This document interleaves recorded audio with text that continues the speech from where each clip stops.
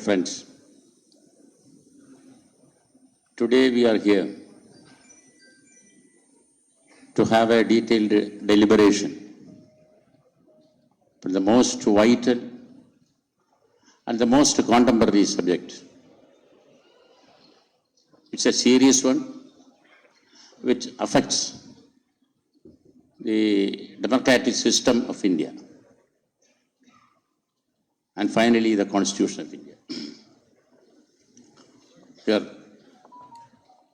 so many dignitaries are here to have a discussion over it. So I am directly entering into my duty to welcome the dignitaries. This function is presided over by Comrade Thomas Isaac, a renowned Marxian economist and the Finance Minister of Kerala State, former Finance Minister of Kerala State. I welcome Dr. Thomas Isaac to this auspicious occasion.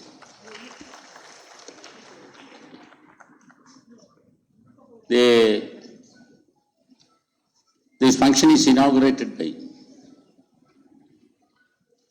being inaugurated by Shri Justice Chandru,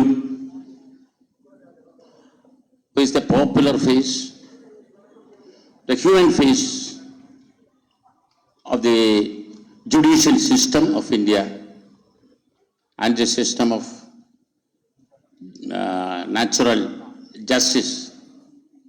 And he is here. He will inaugurate the function.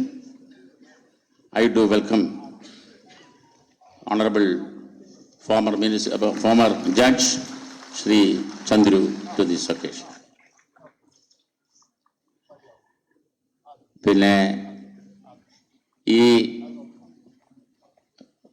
ചടങ്ങിൽ പങ്കെടുക്കുന്ന കേരളത്തിലെ മുതിർന്ന പൊതുരംഗത്തെ നേതാക്കളുണ്ട്. സഖാവ് MV. Govindan, CPIMൻ്റെ Kerala സംസ്ഥാന secretary. അദ്ദേഹത്തെ പരിചയപ്പെടുത്തുന്നത് കുറേ കടന്നതായിരിക്കും, അതുകൊണ്ട് ഞാൻ ഒന്നും പറയുന്നില്ല. അദ്ദേഹം ഈ ഫംഗ്ഷനിൽ, ഈ ചടങ്ങിൽ പങ്കെടുക്കുന്നുണ്ട്.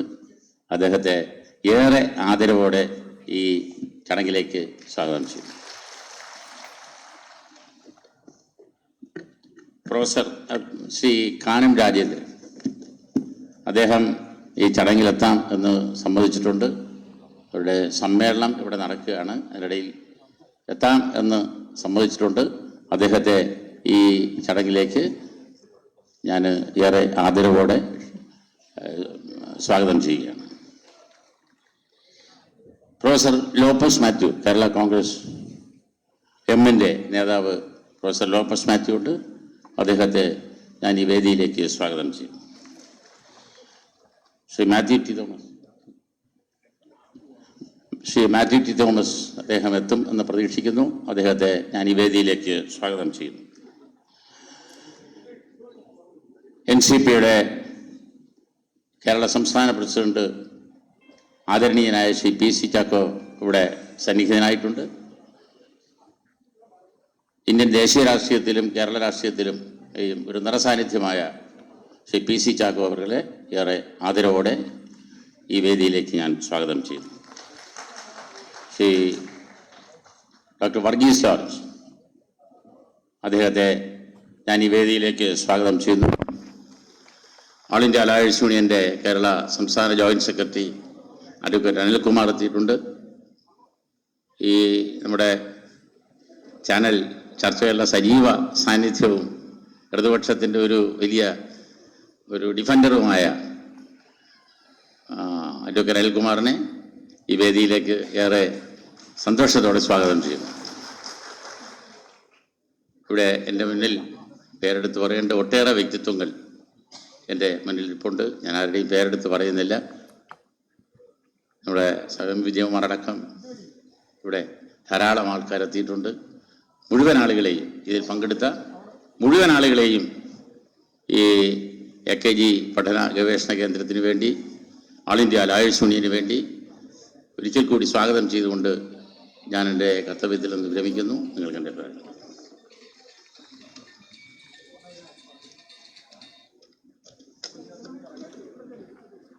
ബഹുമാനപ്പെട്ട ജസ്റ്റിസ് കെ ചന്തു, ബഹുമാന്യരായ A V. Govindan master, professor Lopez Mathew, PC Chacko, Varghese George, advocate K Anilkumar, പ്രിയമുള്ള സുഹൃത്തുക്കളെ, നമ്മുടെ ചരിത്രത്തിൽ ആദ്യമായിട്ട് വൈവിധ്യത്തിൽ വിശ്വാസമില്ലാത്ത ഒരു ഏകീകൃത രാഷ്ട്രത്തെക്കുറിച്ച് മാത്രം ചിന്തിക്കുന്ന ഒരു പാർട്ടി ഭരിക്കുകയാണ്. നേരത്തെ വാജ്പേയി ഉണ്ടായിരുന്നു. പക്ഷെ ഒരു വാജ്പേയി സർക്കാരും ഇന്നത്തേതുപോലെ ഒരു രാഷ്ട്രം, ഒരു സംസ്കാരം, ഒരു രാഷ്ട്രം, ഒരു ഭാഷ, ഒരു രാഷ്ട്രം, ഒരു മതം, ഒരു രാഷ്ട്രം, ഒരു നികുതി, ഒരു രാഷ്ട്രം, ഒരു ഇലക്ഷൻ, അങ്ങനെ എല്ലാവിധ വൈവിധ്യങ്ങളെയും ചവിട്ടി തേച്ചില്ലാതാക്കി ഒരു ഏകീകൃത രാഷ്ട്രത്തെക്കുറിച്ചുള്ള സങ്കല്പം മുന്നോട്ട് വെക്കുകയാണ്. ഇതിന്റെ ഫലമായിട്ട് ഓരോ ദിവസം കഴിയുന്തോറും ഇന്ത്യൻ ഫെഡറൽ സംവിധാനം ദുർബലപ്പെട്ടുകൊണ്ടിരിക്കുക. അതിൻ്റെ ഏത് മാനങ്ങൾ എടുത്താലും നിയമപരമായിട്ടുള്ള വശം,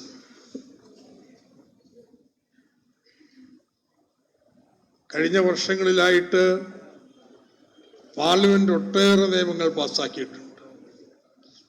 ആ നിയമങ്ങളുടെ എല്ലാം നമ്മൾ കണക്കി പറയുന്ന ലീസ്റ്റ് കോമൺ ഡിനോമിനേറ്റർ അതെന്താന്ന് ചോദിച്ചു കഴിഞ്ഞാൽ സംസ്ഥാനത്തിന്റെ അധികാരം കവറില്ല. ഏത് നിയമം എടുത്താലും ഞാൻ വിശദാംശങ്ങളിലേക്ക് കടക്കാൻ ഉദ്ദേശിക്കുന്നില്ല. കൺകറന്റ് ലിസ്റ്റിലുള്ള നിയമനിർമ്മാണത്തിൽ സംസ്ഥാനത്തിന്റെ കൂടി അധികാരമാണല്ലോ. ഒരു കൺസൾട്ടേഷൻ ഇല്ല. കൺസൾട്ട് ചെയ്താലും ഏകപക്ഷീയമായിട്ടുള്ള നിലപാടുകൾ അടിച്ചേൽപ്പിക്കുകയാണ്. ധനപരമായിട്ടുള്ള വശങ്ങൾ എടുത്തു കഴിഞ്ഞാൽ സംസ്ഥാനങ്ങളുടെ ധനപരമായിട്ടുള്ള അധികാരങ്ങൾ വെട്ടിച്ചുരുക്കി തദ്ദേശഭരണ സ്ഥാപനങ്ങളുടെ നഗരങ്ങളിലേക്ക് സംസ്ഥാനത്തെ മാറ്റാനുള്ള പരിശ്രമമാണ് ചെയ്യുന്നത്. വരുമാന സമാഹരണത്തിന് GSTയുടെ കടന്നുവരവ് ഫിസ്ക്കൽ സ്പേസ് ഇല്ലാതാക്കി. ഇപ്പൊ വായ്പ എടുക്കുന്നത് വെട്ടിക്കുറക്കാൻ പറ്റുമെന്നുള്ളതാണ്. 3% നമ്മുടെ ദേശീയ വരുമാനത്തിന്റെ വായ്പ എടുക്കാം, അത് 1.75 മതി എന്നൊരു പുതിയ കാഴ്ചപ്പാട് മുന്നോട്ട് വെച്ചു പോവുകയാണ്. ആ രീതിയിൽ സംസ്ഥാനങ്ങളുടെ ധനപരമായിട്ടുള്ള സ്വയംഭരണ സ്വഭാവം പൂർണ്ണമായിട്ട് ഇല്ലാതാക്കുന്നതിനുള്ള നീക്കങ്ങളാണ്. ഭരണപരമായിട്ട് അവിടെയാണ് ഇന്നത്തെ പ്രധാനപ്പെട്ട വിഷയത്തിന്റെ പ്രസക്തിയായി തീരുന്നത്. ഭരണപരമായിട്ടുള്ള മേഖലയിൽ തങ്ങളിന്ന് വ്യത്യസ്തമായ രാഷ്ട്രീയ നിലപാട് പുലർത്തുന്ന സംസ്ഥാന ഭരണങ്ങളെ അസ്ഥിരപ്പെടുത്താൻ വേണ്ടിയിട്ട് എന്തൊക്കെ ചെയ്യാമോ അതല്ല. ഇത്ര നിർലജ്ജം പണം ചെലവഴിച്ച് MLA-മാരെ വിലക്ക് വാങ്ങി, അങ്ങനെ വിലക്ക് വാങ്ങുന്നത് എന്തോ വലിയ കഴിവെന്ന് മേനിയടിച്ചിട്ടുള്ളൊരു കാലം ഉണ്ടായിട്ടുണ്ടാവും. ഇനിങ്ങനെ വിലക്ക് വാങ്ങാൻ പറ്റാത്ത ഭരണ സംവിധാനങ്ങളുണ്ടെങ്കിൽ അവയെ തകർക്കുന്നതിന് വേണ്ടിയിട്ട് ഗവർണർ സ്ഥാനം ഉപയോഗപ്പെടുത്താം. അതൊന്ന് സർവ്വസാധാരണമായി തീർന്നിരിക്കുക. ആദ്യം കേന്ദ്ര ഭരണ പ്രദേശങ്ങളിലായിരുന്നു. പുതുശ്ശേരിയില്, ഡൽഹിയില്, ഇവിടെയെല്ലാം ഗവർണറുമായിട്ടുള്ള ഏറ്റുമുട്ടല്. അവിടെയെല്ലാം നിയമസഭയുണ്ട്. നിയമസഭ അംഗീകരിക്കില്ല, ഞാനാണ് ഭരണാധികാരി എന്നുള്ളതാണ് ഗവർണറുടെ നിലപാട്. അത് വേണമെങ്കിൽ ഒന്ന് വാദിച്ചു നിൽക്കാം, വ്യാഖ്യാനിക്കാം. സുപ്രീം കോടതി എതിരായിട്ട് കൃത്യമായി പറഞ്ഞിട്ടുണ്ടെങ്കിലും വാദിച്ചു നിൽക്കാം. ഇപ്പോൾ പൂർണ്ണ സംസ്ഥാനങ്ങളുടെ നിയമസഭയ്ക്കും എല്ലാം മുകളിലാണ് തന്റെ സ്ഥാനം എന്ന് ചില ഗവർണർമാര് ധരിച്ചു വശായിരിക്കുക. നിയമസഭ പാസാക്കിയ നിയമം നിശ്ചയമായിട്ടും ഗവർണർക്ക് തിരിച്ചയക്കാം. അല്ല, ഞങ്ങൾ പാസാക്കണ നിയമം ഇത് തന്നെയാണെന്ന് പറഞ്ഞു കഴിഞ്ഞാൽ അത് ഭരണഘടനാ വിധേയമാണോ അല്ലയോ എന്നുള്ളത് നിശ്ചയിക്കേണ്ടത് കോടതിയാണെന്ന്, ഒരു വ്യക്തിയല്ല. സർക്കാരിന്റെ ഭരണപരമായ കാര്യങ്ങളിൽ ഇടപെടാം. സർക്കാരിന്റെ ധനകാര്യസ്ഥിതിയെക്കുറിച്ച് പരസ്യമായ പ്രസ്താവന നടത്താം. ഇതൊക്കെ നമ്മുടെ ഈ കേരളത്തിലും നമ്മൾ കാണുകയാണ്. തമിഴ്നാട്, തെലങ്കാന, പശ്ചിമ ബംഗാൾ, ഇങ്ങനെ പ്രതിപക്ഷ പാർട്ടികൾ ഭരിക്കുന്ന സംസ്ഥാനങ്ങളിലെല്ലാം ഗവർണർ പദവിയുമായിട്ട് ബന്ധപ്പെട്ട് ഈ തർക്കം ഉയർന്നു വന്നിരിക്കുകയാണ്. അപ്പോൾ ഇന്ന് നമ്മുടെ ഫെഡറൽ സംവിധാനത്തില്, ഈ കേന്ദ്ര സംസ്ഥാന വൈരുദ്ധ്യത്തില് ഏറ്റവും പ്രധാനപ്പെട്ട പ്രശ്നമായിട്ട്, കേന്ദ്ര വൈരുദ്ധ്യമായിട്ട് ഈ ഗവർണറിന്റെ സ്ഥാനം ഉയർന്നു വന്നിരിക്കുന്നു. ഈ പശ്ചാത്തലത്തിലാണ് എയിലുമായിട്ട് സഹകരിച്ചുകൊണ്ട് ഇവിടെ AKG പഠന ഗവേഷണ കേന്ദ്രം ഇന്നത്തെ ഈ സെമിനാർ സംഘടിപ്പിക്കുന്നത്. ഇത് ഉദ്ഘാടനം ചെയ്യുന്നതിന് നിങ്ങൾക്കെല്ലാവർക്കും സുപരിതനായിട്ടുള്ള ജസ്റ്റിസ് ചന്ദ്രു ഇവിടെ വന്നിട്ട് കഴിഞ്ഞു. അദ്ദേഹത്തെ പരിചയപ്പെടുത്തേണ്ടതോ ഒന്നും ആരും കാര്യമില്ല. Sir, most of the people who are present here are waiting to hear you. I do not want to stand in between. I will have my occasion to speak even between the speeches or the conclusion of the seminar. So, very respectfully, I invite you to deliver your inaugural address.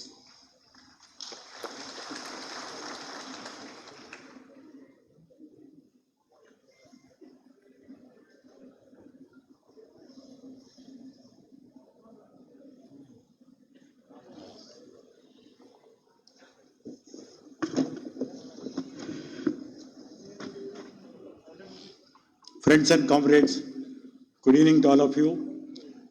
I also regret the day on which my book is being released in Malayalam. I am unable to speak to you in Malayalam. Please forgive me that and allow me to speak English. Today's topic is the federalism, role of governors and the constitution. To sum up the entire speech which I have prepared, I want to quote Mr. C.N. Annadurai, who was the founder of the DMK party in Tamil Nadu. He once said, "Artukku daadi edarkku, naattukku governor edarkku." Why should a goat have a beard and why should the country have a governor? That sums up the entire functioning of a governor in the last 72 years. And therefore, with this note, I want to speak to you. You will also be very shocked by noting one aspect. Our constitution prescribes various qualifications for various posts. The one post for which there is no qualification, or at least minimum qualification, is the post of governor. He has to be an Indian citizen and 35 years old. And that is how we are having Arif Mohammed and others in this country. He doesn't need any more qualification. And now, when you talk about how in South India, especially Telangana, Kerala and Tamil Nadu, and Puducherry Lieutenant Governor. We have three species in this country.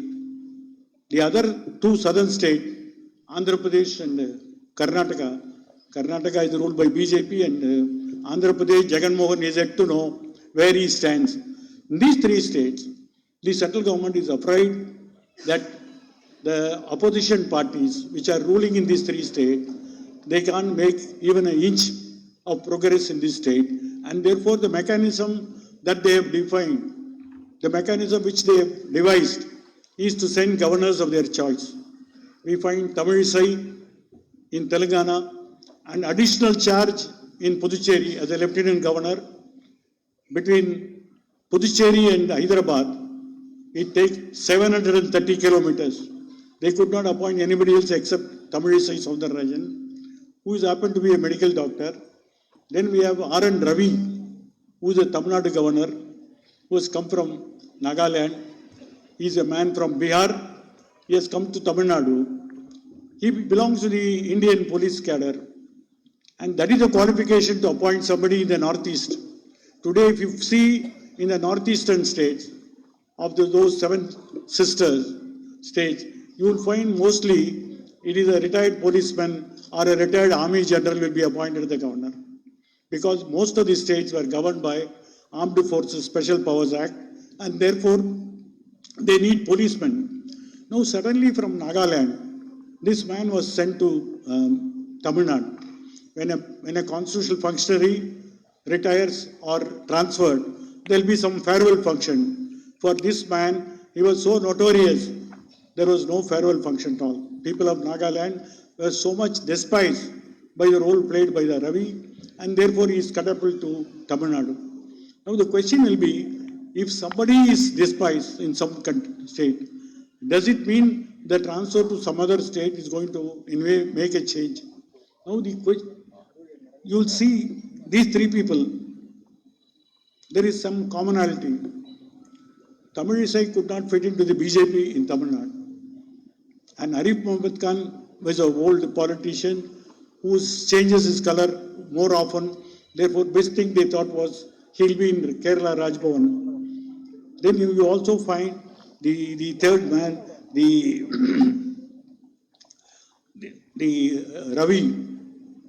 Somebody has to be sent out to Nagaland, therefore you choose Tamil Nadu. Now this is something which is very strange because all the three drawn from different walks of life, but they play a single role of destabilizing the local state government. This is the only assignment they have got before them, and they have no qualms in playing politics in a most dirtiest fashion. And therefore, today when we talk about the role of governors, we'll have to think why these three creatures have come to these three states and what is the agenda, what is the brief that they are carrying on. And in that sense, we should understand that the Constitution of India provides for a governor for each state, and how long the governor will continue?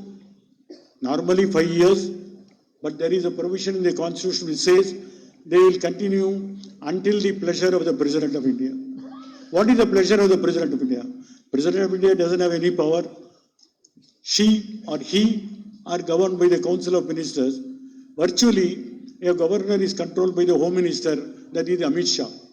Today, any governor for that matter, they take their orders either from Modi or Amit Shah, and without which they can never think of continuing in the post. And therefore, if you blame Ravi, you are also blaming Modi and Shah. That is the most important thing. They dance to the tune put up by the Home Ministry, and they cannot continue until they want them to continue. And therefore, they always, his master's voice or her master's voice, they always be there.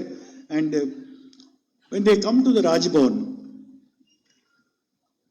we should not say anymore Raj Bhavan because they named Rajpath as Karyapath. So Raj Bhavan should be made as a Karyapath. What is the Karyam that they are trying to do? First thing is to destabilize the state government. Second thing is to propagate for the Saffron party, for the Sangh Parivar, act as a spokesman. Thirdly, most of the Raj Bhavan and Raj Nivas have become a party headquarters for BJP of that particular state. Now, who are the people who are being selected now in these posts? if you see some of the past history, there was a RSS man who was appointed in Meghalaya, and the Rajbhavan women's staff gave a complaint of misbehavior, and he was sent out. It is not only BJP, even previously Congress party had similar people. N.T. Tiwari is a known UP politician, senior leader of Congress party, but within Uttar Pradesh, they could not solve the difference of opinion among the Congress leader. So N.T. Tiwari was sent to Telangana. And for a short time, there was a complaint against him of sexual misbehavior, and he was sent out. Now, how is that when you say a head of state is holding such a high post and where they are going to behave in such a cheap manner, then what is the selection process that is going on for these years? In the initial few years, they were appointing senior Congress leaders who are no longer useful in the particular state. You know, in our houses, when our cow does not give any more milk, we send them to Goshala. The Jains call them as Pinjra Pol, because we can't make use of it, and therefore we send them. Therefore, if a particular person who is no longer used in that particular state politics, he is catapulted as a governor. But some of them, because of the seniority, because of their experience, they were able to stand up sometime, not all the time. For example, one governor in Tamil Nadu refused to sign for the dismissal of the DMK ministry during 1976. Still they dismissed. That is a different issue. But there were cases where some governors were acting independently. But later experience shows that governors are picked up just to go and destabilize. In 1967, for the first time, the Congress party, the Indian National Congress, lost 8 state governments. For the first time, the concept of opposition party in various states started only in 1967. Before that, the Congress party was a monopoly party, and therefore there was no opposition. Therefore, they can do whatever they want. But they found 8 crucial states having non-Congress government. The game of starting destabilization started by sending governors to those states. Therefore, when a governor is sent, either it is to resolve the difference of opinion of Congress party in that state, or a person who is discredited in the state is sent to some other state for his retirement benefit, or with a mission to create problem for the opposition party. It is the 3 objects for which the governors were started being sent after 20 years of the constitution, and even before 1960, when this game was slowly being experimented.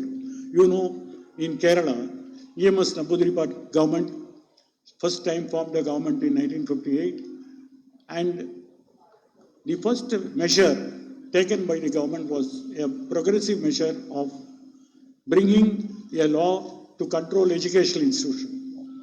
The Kerala Education Bill was largely to control the educational institutions which were making money, and also to give job protection to the teachers working in those schools, and also to see a common curriculum is evolved. And therefore, when the Kerala Education Bill was enacted, already the Congress government, headed by Pandit Jawaharlal Nehru, and his daughter was a minister in his cabinet, Mrs. Indira Gandhi was the information minister.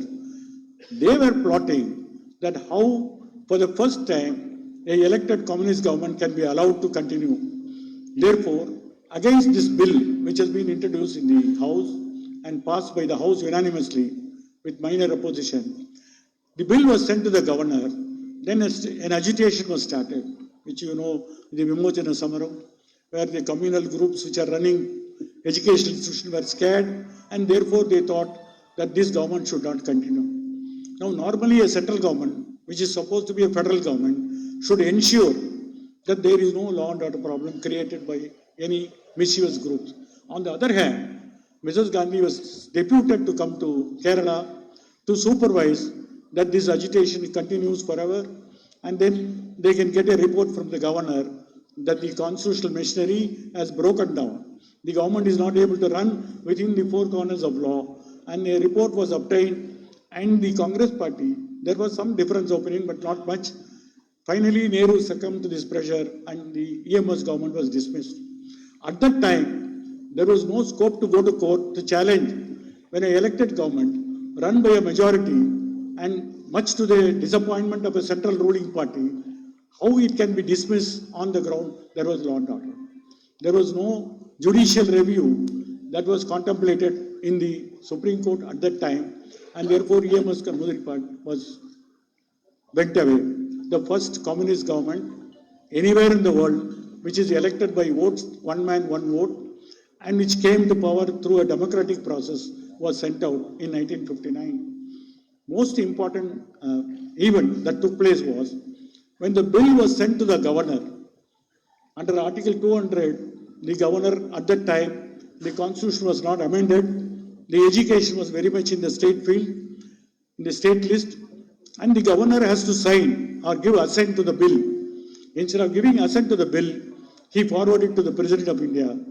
And President of India for the first time, under Article 143, referred the case for the advisory opinion of the Supreme Court. This never happened. When a state government passes a legislation and sends it to the governor, if the matter comes within the state list, the governor has to give assent. There is no other work. If he somehow thinks there is some flaw in the bill, he can send it back to the House. And when the House passes second time, he is mandatorily has to sign. There is no other power given to the state governor. And notwithstanding that, the matter was sent to the president, which was the most undemocratic step taken during 1959, when the governor office was used for violating Article 200 of the Constitution. And finally, what happened was, when the Supreme Court was hearing the validity of the education bill, it was heard by a constitution bench. The constitution bench answered all the four questions in favor of the dismissed state government. They said there is nothing wrong in the bill, except for minor two clauses relating to Anglo-Indian. The bill was upheld by the Supreme Court. The Supreme Court gave an opinion to the central government. There is no flaw in the bill. In fact, the very famous statement that right to administer does not include right to maladminister. That was the slogan coined by the Supreme Court. Now, when the bill became valid, but the government became invalid, that was the most irony of the situation. The purpose for which the government was dismissed, but the law passed by the government was upheld. This will show the diabolical nature of the central government, where they still destabilize the state government. They go against the wishes of the majority of the House in the state legislature. They make use of the governor to send a report on the so-called law and order breakdown. And they also send the bill so that the Supreme Court gives some adverse opinion, which can be made use of against the EMS government. All the four methods were failed, and finally, EMS was proved to be right that the education bill was upheld by the Supreme Court, except that they were not in power. And this is how the power under the Constitution was sought to be used for a nefarious purpose of working against the opposition party. Now, once the education bill was upheld and an advisory opinion by the Supreme Court was in favor of the government, is there anything to restore the government? There was no provision for restoring the government. That were all too early days where the court was always apprehensive of interfering with the decision of the government, and the courts did not go beyond a point. The question came much later. In 1975, when Indira Gandhi declared internal emergency, which is never heard of, internal emergency only because to continue in power. She lost the election. The Allahabad High Court held that her election was corrupt practice, and therefore she cannot hold the office. She filed a writ petition in the appeal in the Supreme Court, election appeal, and Justice Krishnaiyer was hearing that case, refused to grant stay. He said she can attend the parliament, but she cannot vote in the parliament. This was a peculiar situation where a prime minister can go to the parliament, cannot vote in the parliament. This is something new. Therefore, she knew the demand for a resignation was increasing, and different opposition political parties have come together under a banner where we will not allow this dictatorial practice of the government, and therefore they started a campaign for demanding the resignation of Indira Gandhi. As a counterblast to this move, Indira Gandhi felt that India is Indira, Indira is India. That was a slogan at that time they were making. that one individual identified the whole country. And now what happened was, she declared the emergency. Consequently, all the opposition leaders were arrested. Comrade AKG was in jail. Comrade Jyotirmay Basu was in jail. Under which law? Under the Maintenance of Internal Security Act, MISA. MISA of 1971 is the most darkest law which India has ever seen, because there is no trial. There are no charges against you. Because the district magistrate says that you should be in jail, you are kept in jail. That's all. The satisfaction of the district collector is more enough. Later, after the emergency, when the commission of inquiry was held by Justice Shaw, J.C. Shaw, he found in his report, it was a 5-volume report. Somehow the report was not well spread out. But the nefarious and diabolical action of the Congress government was seen in the report. Recently, a Tamil Nadu politician has published that report, a contents report. One chapter talks about how opposition leaders were detained. There are district magistrates were given blank warrant and they had to fill up the name and they were put inside. Now, when there is a wrong order passed, normally we go to the court. When a detention order is made, when you are detained in jail, the only remedy is going to the High Court with a habeas corpus petition. In an habeas corpus petition, when a person is illegally detained, he can go to the court and say, why I have been detained. The court can say that this cannot be allowed anymore. That's one way, one method of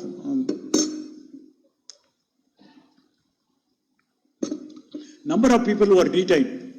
Advani was detained, Vajpayee was detained, and Modi was there 21 months in jail. And Lalu Prasad Yadav, he was also in jail in MISA. When he came out, he had a daughter, Bharati. Now she is called Misa Bharati because she was born when Lalu Prasad was in jail.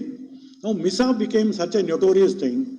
When people moved the High Court with a petition for constitutional relief of habeas corpus, some of the High Courts, like Karnataka, Madras, Hyderabad, several High Courts were willing to listen to these cases. During emergency time, the fundamental rights were suspended by the government, saying that you cannot move the court. But notwithstanding that, some of the High Courts were started issuing habeas corpus. The central government, ill-advised, moved the Supreme Court and said all the High Court cases will be transferred to the Supreme Court. The matter was heard by 5 judges. By judges' name I need not say. One is Mirza Afzal Beg, Y.V. Chandrachud, Bhagavati. There are 2 others. Now, why these 3 names I am saying? Because I will come to later. Now, these 5 judges, they were hearing, during emergency time, if fundamental rights are suspended, can a person come to court? The Attorney General of India, Mr. Nerende, was defending the Union government. Judges put a very innocent question. Suppose a person is shot dead by a district magistrate. Cannot a person come and say, I have been wrongly shot dead. My life has been taken away without due process. And Mr. Nerende was heard saying that during emergency, whether you are illegally killed or legally killed, you can never come to court. This was the position taken by the central government. Today, whatever you talk about governor or federal rule, the seeds of deviation was sown by the Congress government. Therefore, the Congress is inseparable from laying down such black role at those times. The bench, the 5-judge bench, which heard the matter, finally dismissed all the cases, saying that you cannot come to court. The result was, all the leaders were in jail for 21 months, and after 21 months, and one of the judge, Mr. Chandrachud, whose son is a Supreme Court judge, he wrote that council after council are complaining about ill treatment of detainees in jail. I have a diamond heart hope such things will never happen in future. This is something which is strange, that every lawyer who argued pointed out how the detainees were ill-treated in jail. Even DMK detainees were beaten up in Madras General Jail, and later there was a commission of inquiry, Ismail Commission, and found that all of them were beaten in jail by the jail officials at the behest of the Congress party which is outside. Therefore, this saddest part of this judgment was no such ever judgment has ever been given before. And it is considered to be a black day for the Indian judiciary because for the first time the court said there is no judicial review at all. Leave aside whether governor order or a district magistrate order, and one of the constitutional experts said that habeas corpus, remains to add, habeas corpus is the most glaring instance in which Supreme Court of India suffered most severely a self-inflicted wound. The wound did not come from outside. Nobody compelled them. They could have decided differently. Because one judge, Justice H.R. Khanna, said judicial review is available. And his brother's son is a judge now. And what happened to Chandrachud's son, Mr. Janardhan Chandrachud, who is number 2 in the Supreme Court, recently in the Aadhaar card case said that this judgment given my father is a wrong judgment. So the son now said father is wrong. So many peculiar things have taken place. But most important was, after the removal of the emergency, when elections were conducted, the central parliament was captured by the coalition of opposition parties, which came in the name of Janata Party. When Janata Party captured the parliament, first thing they did was, they asked, at the time the Home Minister was Charan Singh. Charan Singh wrote to all the state governors that since we are won in the parliament, you are continuing to be a state government party is wrong because you no longer hold the will of the people. It is very strange because people can elect one government for state government, one for central government. For each election, there is a state election, there is a union parliament election. Now the strange logic was, if you lose parliament, you must lose your state government also. Now when Charan Singh wrote to the governors, in where eight governors, where Congress party was in rule, they refused to send a report, saying that we will not send a report because they were all appointees by the previous government. So they were still owing loyalty to the government. They refused to send any such report. Next point was, all the 8 governments were dismissed. Reason was not law and order. Reason was not constitutional framework. The reason was, in parliament election, Congress lost, therefore they cannot continue in state government. Now all the state governments filed for the first time a suit before the Supreme Court under Article 131, where the state can sue the Union of India. Recently also Kerala government has filed a suit against the central government under 131. A union government can be sued in the Supreme Court, and Supreme Court is authority to resolve a dispute between state government and the union government.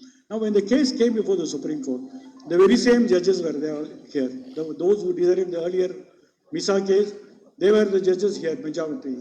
Now what did they do? They found out the holocaust of the emergency. They found out the emergency excess.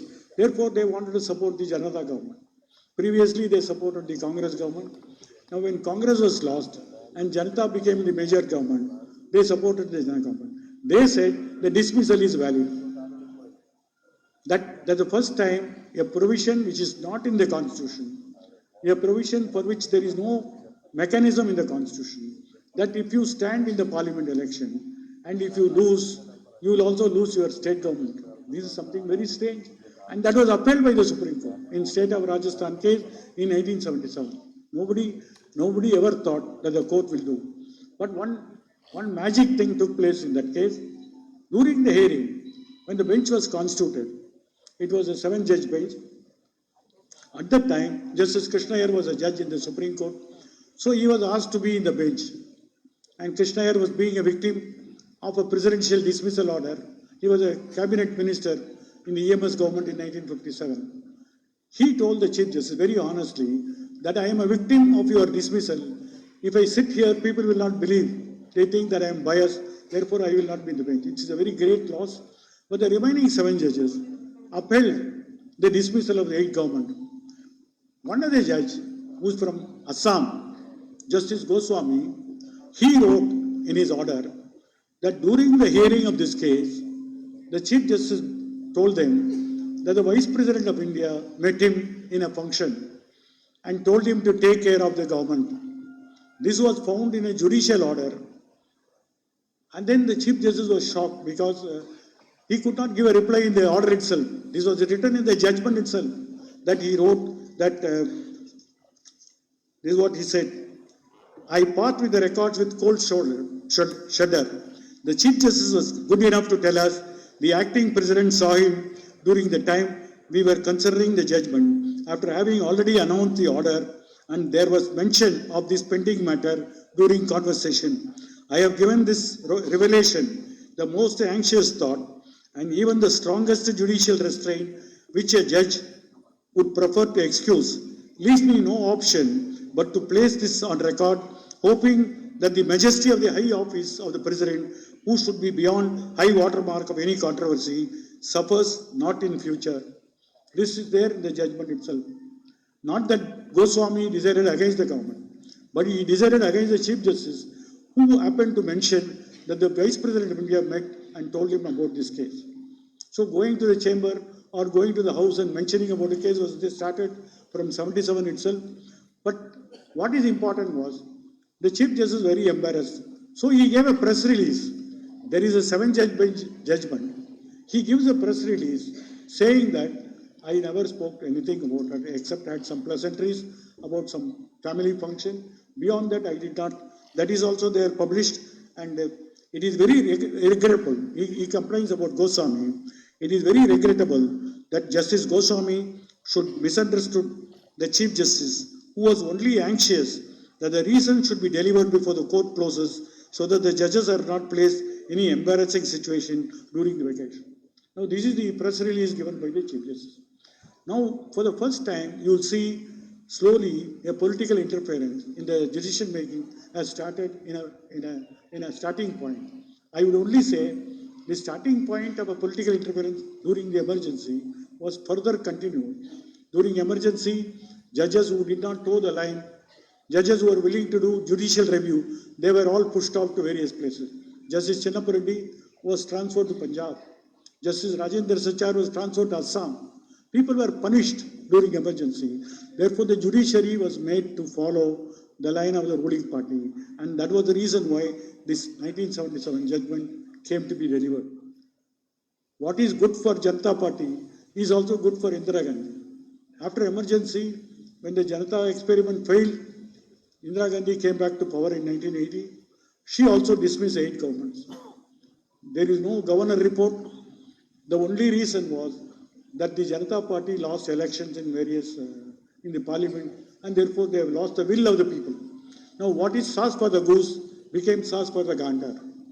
What is good for the Janata Party, also good for the Congress. Therefore, we will find one reason that alternatively, the Congress and BJP were playing the same game of perverting the Constitution. That's more important. The perversion of the constitutional principle, the constitutional morality started with the game played by them. They have no scruples. They have no respect for the Constitution.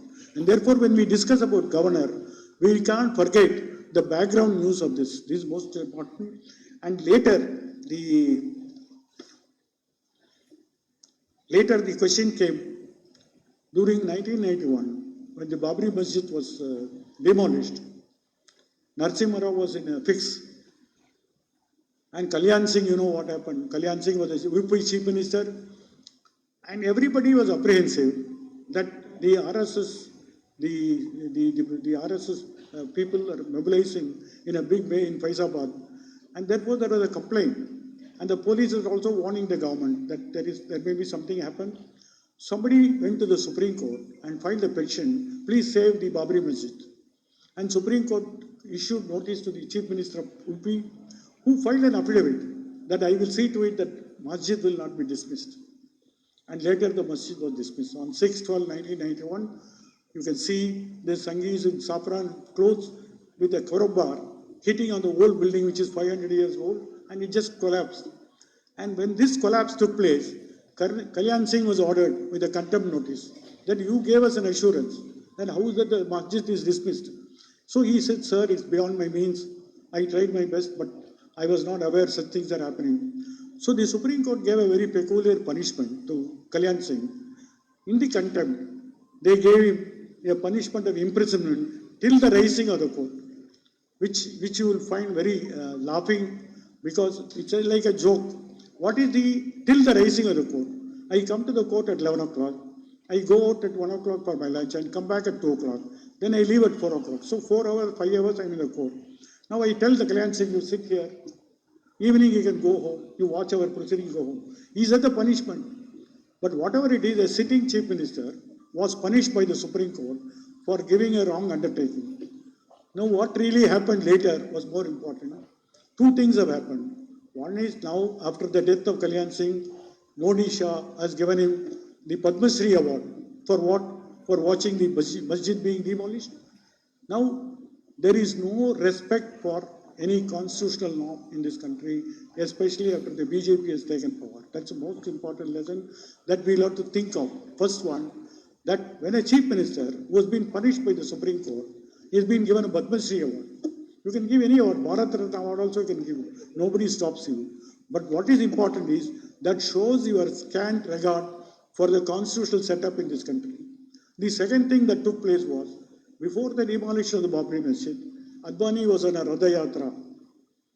In that Radha Yatra, in most of the places, he said two things. That constitution cannot solve all the problems, number one. Number two, the court cannot be the arbiter of all disputes of the people. The faith, issue of faith can never be considered in any other manner. Now the issue of faith, which is mentioned by Advani, got reflected later in the Ram Janmabhoomi case, where 7 judges heard the case of Ram Janmabhoomi dispute, which has been going on for more than 100 years, and finally passed an order. The dispute started as a title dispute. If you have a property, you must have a title. The title must be by way of some document. The document must be an original document, not a forged document. So that is how any court can decide. But the Supreme Court, 7 judges benches, for the first time applied a theory that 500 years of faith of the majority religion proved by oral evidence, by their faith, that there has been a continuous worship of Ram. Therefore, the property should be given to that one side, the majority Hindu side. Then they will have to form a trust, which will be formed by the central government. And the trust will be exempted from income tax. Now the trust is there, so much money is flowing, the temple is coming at the base of the demolition. Where does this idea come in? Even though 7 judges have passed the order, the author of the judgment is not shown in that order. It's a strange, a unanimous judgment, but an anonymous judgment. Never heard of. There must be an author for a judgment. But all of them sign. And the last paragraph says that we believe by the available oral evidence that is let in, that the faith of the people in offering worship in this place for the last 500 years is proved, and therefore the property should be given. If the majoritarian faith is a criteria for deciding, then why should we have a constitution? Why should we have a Supreme Court? Why should we have 7 judges saying all this? Now the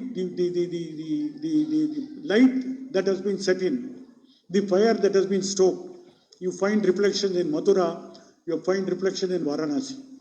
Now people have started filing cases not in Supreme Court, starting with the Municipal Court. That's how the Ram Janmabhoomi started with the collector, and it went on. Now they have started again. Now there is a real danger of dividing this country in the name of the majoritarian faith. In the slogan that the Constitution cannot answer all these questions.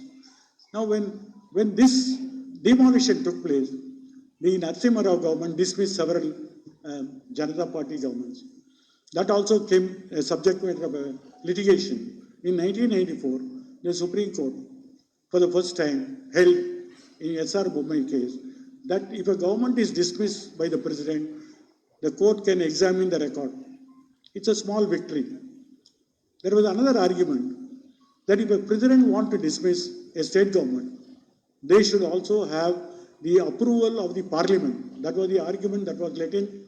But unfortunately, the 9 judges finally wrote by saying that the issue of dismissal will be considered by the parliament, and if parliament does not give approval, the house gets restored. You must have seen recently the Supreme Court of Pakistan. The government was dismissed. Within 15 days, they restored the government to power. Such an exercise is not contemplated in our country. In fact, writing on this, the constitutional expert Soli Swarabji says that this judgment, though a lot of things were expected about judicial review, about approval by the parliament before dismissal, now The question is, it is only after the dismissal, we are disappointed. This can only be confined to some archives. Maybe future, some other judgment, some other bench may reverse this order. But till then, we are contented with two things. That if the dismissal is going to be judicially reviewed subsequently, we know how much delay the court take place. Now the Jammu and Kashmir special status has been withdrawn. Article 370 is removed. Article 35 is repealed. Now how long? 4 years have gone. They have not heard this case at all. Now you suppose you say there is a judicial review, and that judicial review is not going to come within a reasonable time, like you saw in the Pakistan court. Within 15 days they restored the parliament. But in our country we have not seen. Only our grandchildren can see the results. And therefore they are very confident, let there be a judicial review. That is why people say the approval should be a prior approval and not a post approval. And we have not reached that stage. Since we have not reached the stage, we are at the mercy of the governor. I am coming back to, in a federal setup like India, where departing from the 1935 Government of India Act, the new constitution that has been framed under the chairmanship of the drafting committee of Dr. Ambedkar, two principal issues have been resolved. The one was there will be a federal structure, there will be a union government, and there will be a state. And the power of the state is limited by Article 246, where the list 2 become the sole prerogative of the state government. The list 1 becomes the union government. Now there is a third list in our country, something like a transgender. Now every power from the state list is removed to the concurrent list, where parliament can make law, state government can make law. In the last few years, we find that every power of the state government is slowly being assumed by the central government by a constitutional coup. And this process has made a federal structure no longer a federal structure, by a unitary structure. Now there is a great argument whether it is unitary structure or a federal structure. Like Nambudiri Party in 1967 and Jyoti Basu in 1968 have made efforts to bring in an autonomy for the state. Now the states cannot go with a begging bowl for asking for finance from the center. The state cannot be made as a unit of a vassal state. It is not vassal units. And therefore they said a time has come when we should have a constitutional revision wherein the power of the state government should be kept intact and the state must have autonomy to rule itself. Now this was the demand come not only from the communist parties, also from parties like DMK and parties like Telugu Desam have raised this issue that of late the state governments have been reduced to a glorified municipalities. And that should stop. The erosion of the constitutional value cannot be allowed to go this fashion. And this is a demand which we'll have to keep on minding. Now, after the BJP assumed power in the last 14 years, you will find there is a greater erosion. The erosion being that power of the states are completely decimated. And two methods. One is by a constitutional amendment. The second is by sending a governor of their own choice. This is where the governor comes in. Governor becomes an acting agent of the center. So when a governor comes to the Raj Bhavan, you see in Tamil Nadu, he is from an Indian police service. And he now starts saying that he calls the meeting of all vice chancellors and says, you must spread national education policy, new education policy. Whereas the DMK government is opposed to the education policy of the center because the field of education still open to the state also to make a law. And therefore they formed a committee of framing a state level education policy. But here is a governor who is supposed to act and aid and advise of the state government. He conducts the Raj Bhavan into a BJP party office. It is for the central policy they are advocating. Not only he stops with education, we have a concept like in Kerala, a state council for higher education, where higher education policies are resolved by all the vice chancellors along with the education minister. Now he calls all the vice chancellors to his office, gives them tea and dinner, and then starts speaking on his own what he feels about education. And he gives lectures, right, left, center. Normally, the role of governor is as a figurehead.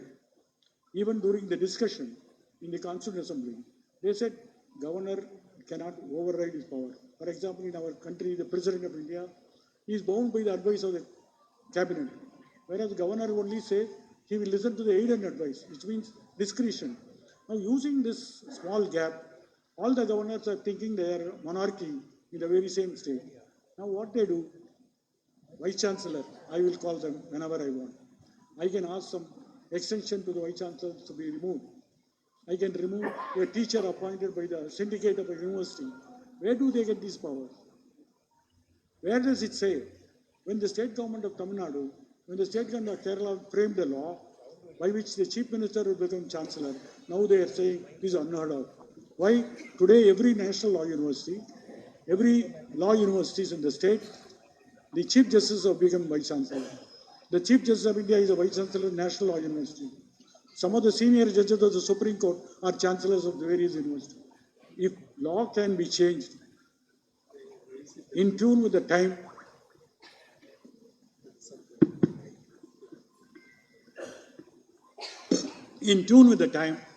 this argument that the tradition and custom are sought to be removed is a specious argument. It can never be accepted because changes have come in other fields, and therefore there is no question of what do they do. Under Article 200, they'll have to give a signature. It's like a post office. But then they do that, they just sit over the file. So the will of the majority, the will of the representatives of the people is being completely smashed by various Rajbhavans and Rajinivas. Now, this is something which is never heard of. Now, what does Mr. Ravi also say? He gives his own ignoramus exposition. He says that secularism is nowhere defined. Though in the preamble, it was introduced in 1976, secularism, there is no meaning at all. His first argument. I wrote a letter to him saying, in S.R. Bommai case, in paragraph 304, the Supreme Court has defined what is secularism in the preamble. The Supreme Court said, India is a multi-religious country. Therefore, the state cannot dabble in one religion or other religion. At the same time, the state has to treat all religion equally. This was the exact definition given by 9 judges of the Supreme Court. Now, what do you say? Secularism. You are only exposing your own ignorance. You are calling yourself to be the head of the state. Now, he also says another thing in his speech, that Indian constitution, there is no reference to any dharma. I don't understand what is dharma that you are trying to now talk about. A constitution is a written form of a document. Where does the dharma come in? In every action of the government, there must be dharma. Not your actions are not doesn't speak about dharma. But you start making confusion. Now, seen in this context, there was a meeting last month in Varanasi where some of the Hindi sadhus formed a world Hindu parliament, and they have drafted a constitution. India shall be called as a Bharat, which is only the Hindus can be here, can vote and participate as a citizen. What about Christian, Muslim? They can do business, they can earn money, but they cannot vote. They are not part of this country. An effort to make this country into a theocratic state is now being attempted by some private groups. It is not private groups who are some saffron-clad sadhus are roaming around. A person who is sitting in the Raj Bhavan now talks that the Indian constitution lacks dharma. Where does one get all this? This is what most important thing, that the governor not only dance to the tunes of the central government in destabilizing government, he is also making a poisonous speeches in furtherance of the hate politics that we have already gone through. In fact, the Tamil Nadu governor said that the Tirukural, known to be a very high moral literature, which is shorn of any religion, he now says that the Christian missionaries who came to India has misinterpreted the Tirukural. Actually, Tiruvalluvar believes in the Hindu God. I don't know where he is from Bihar. He doesn't know Tamil. But somebody gives him script writing and he repeats everywhere using the office of the governor. Now, this is something which we can't allow. You may, if you suppose there is a wrong decision, we can go to court. But if you start preaching wrong things, if you start spreading hate politics, we can never allow this kind of a situation in this country.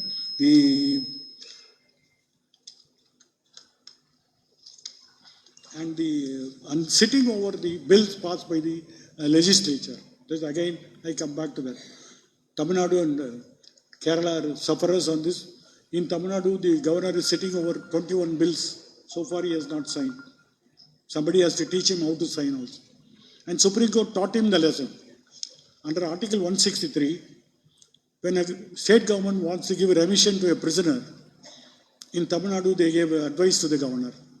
Without governor advice, he cannot act. Without the advice of the cabinet, he cannot act independently. So they gave advice. Tamil Nadu Legislative Assembly passed 2 times a resolution asking for remission to the prisoner. Now governor sits over it. When somebody filed a case, how long you will be sitting over? It's a case of a human liberty, liberty of a prisoner who has been there for 32 years in jail, and the law permits review after 14 years. Now governor says, I can't be bulldozed. I am not a postman. This is what he said. After long agitation, after a lot of pressure, he forwarded the bill to the President of India for his opinion, which is not again contemplated under 163. Now, matter goes to Supreme Court. Supreme Court asked the governor, are you a postman? Just send it to President of India and then say, wait for the answer.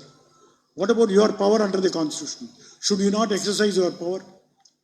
Now, people who are sent to Rajbhavan are hilarious type. There was one governor who was from North Indian state. He doesn't know how to read. So they gave the oath of office under 160. He started reading, he could not read. So somebody wrote in Hindi, the version, even that he could not read. Then somebody gave a prompter. So people are laughing. If you think it's a high constitutional office, should you not have people who knows things, who can decide things, who are experienced in politics? And this Mr. Ravi, who is an IPS officer, who forwards it to the President of India. And Supreme Court says, are you a postman? Then Supreme Court, to avoid embarrassment, directly gave remission to Pere Rewala after passing strictures on this man. Now I am asking a question. You may not be a postman. Suppose you deliver as a postman, you deliver a letter in a wrong address. Will not the department dismiss you from? They are very the question. Therefore, time today has come. This postman has to be dismissed. This post should be abolished. This is my submission before you. Because we have tried. We have tried all types of governor, good, bad, and ugly. There are good governors. There are bad governors. There are ugly governors. Today, which is the last category, which we are seeing in various Rajbhavans, especially in South India. Their only motto, their only brief was to destabilize the government and spread lies against the state government and go on, try to procrastinate. A decision has to be taken, like Mr. Arif Mohammed Khan, who sits over the bill and says, I will not sign. Nobody can compel me. Now, this is an issue where we were more concerned because if there is going to be a very serious constitutional friction between 2 high authorities, time has come, Supreme Court has to decide this matter. They are not going to decide. And ultimately, in the name of policy, in the name of principles, what is being sacrificed is the will of the elected representatives of the people. And that is why I would only say that instead of having, there are several commissions. For example, Tamil Nadu government appointed Rajamannar committee, who was a retired Chief Justice of the Madras High Court. The committee recommended that the governor cannot act on his own. There must be certain amount of restriction on his function. Subsequently, Sarkaria Commission was also appointed for a center-state relations. They also made some suggestion, but nothing has been implemented so far. And therefore, if the office cannot be reformed, the office cannot be regulated by law, the other option is to remove the office itself.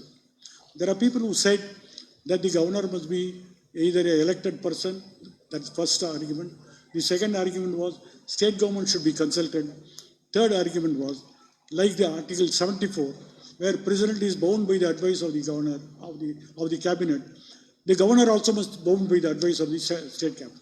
Either one of the 3 solution has to be found, and the question has to be agitated. Today we are all assembled, so many people have assembled here. We are asking a question that we have voted for this government, and Pinarayi Vijayan has been praised all over. Now you start finding somebody who says, no, this I can't do, this I can't do this. Who are you? How did you get to this place? Now that is the most important question. In this game, we find what the Congress party did, the BJP is competent. That is most important. Secondly, during Congress party, there was at least a declared emergency. Today we find there is no declaration, but all the effects of emergency are still there in the form of governors. The governors cannot be allowed to be a Trojan horse, to be sent to the state and then try to defeat the very state government itself. And once again, I am now reminded of the speech made by Annadurai, the founder of DMK.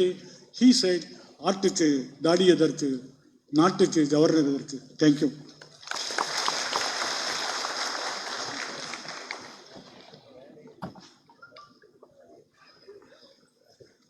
Party secretary sir Govindan master ഇവിടെ അദ്ദേഹത്തിൻ്റെ അവതരണത്തിന് മുന്നേ justice ചന്ദ്രുവിൻ്റെ ആത്മകഥ അത് പ്രകാശനം ചെയ്യും. ഞാനെന്ന justice എന്നാണ് ഗ്രന്ഥത്തിൻ്റെ പേര്. ചിന്തയാണ് പബ്ലിഷേഴ്സ്.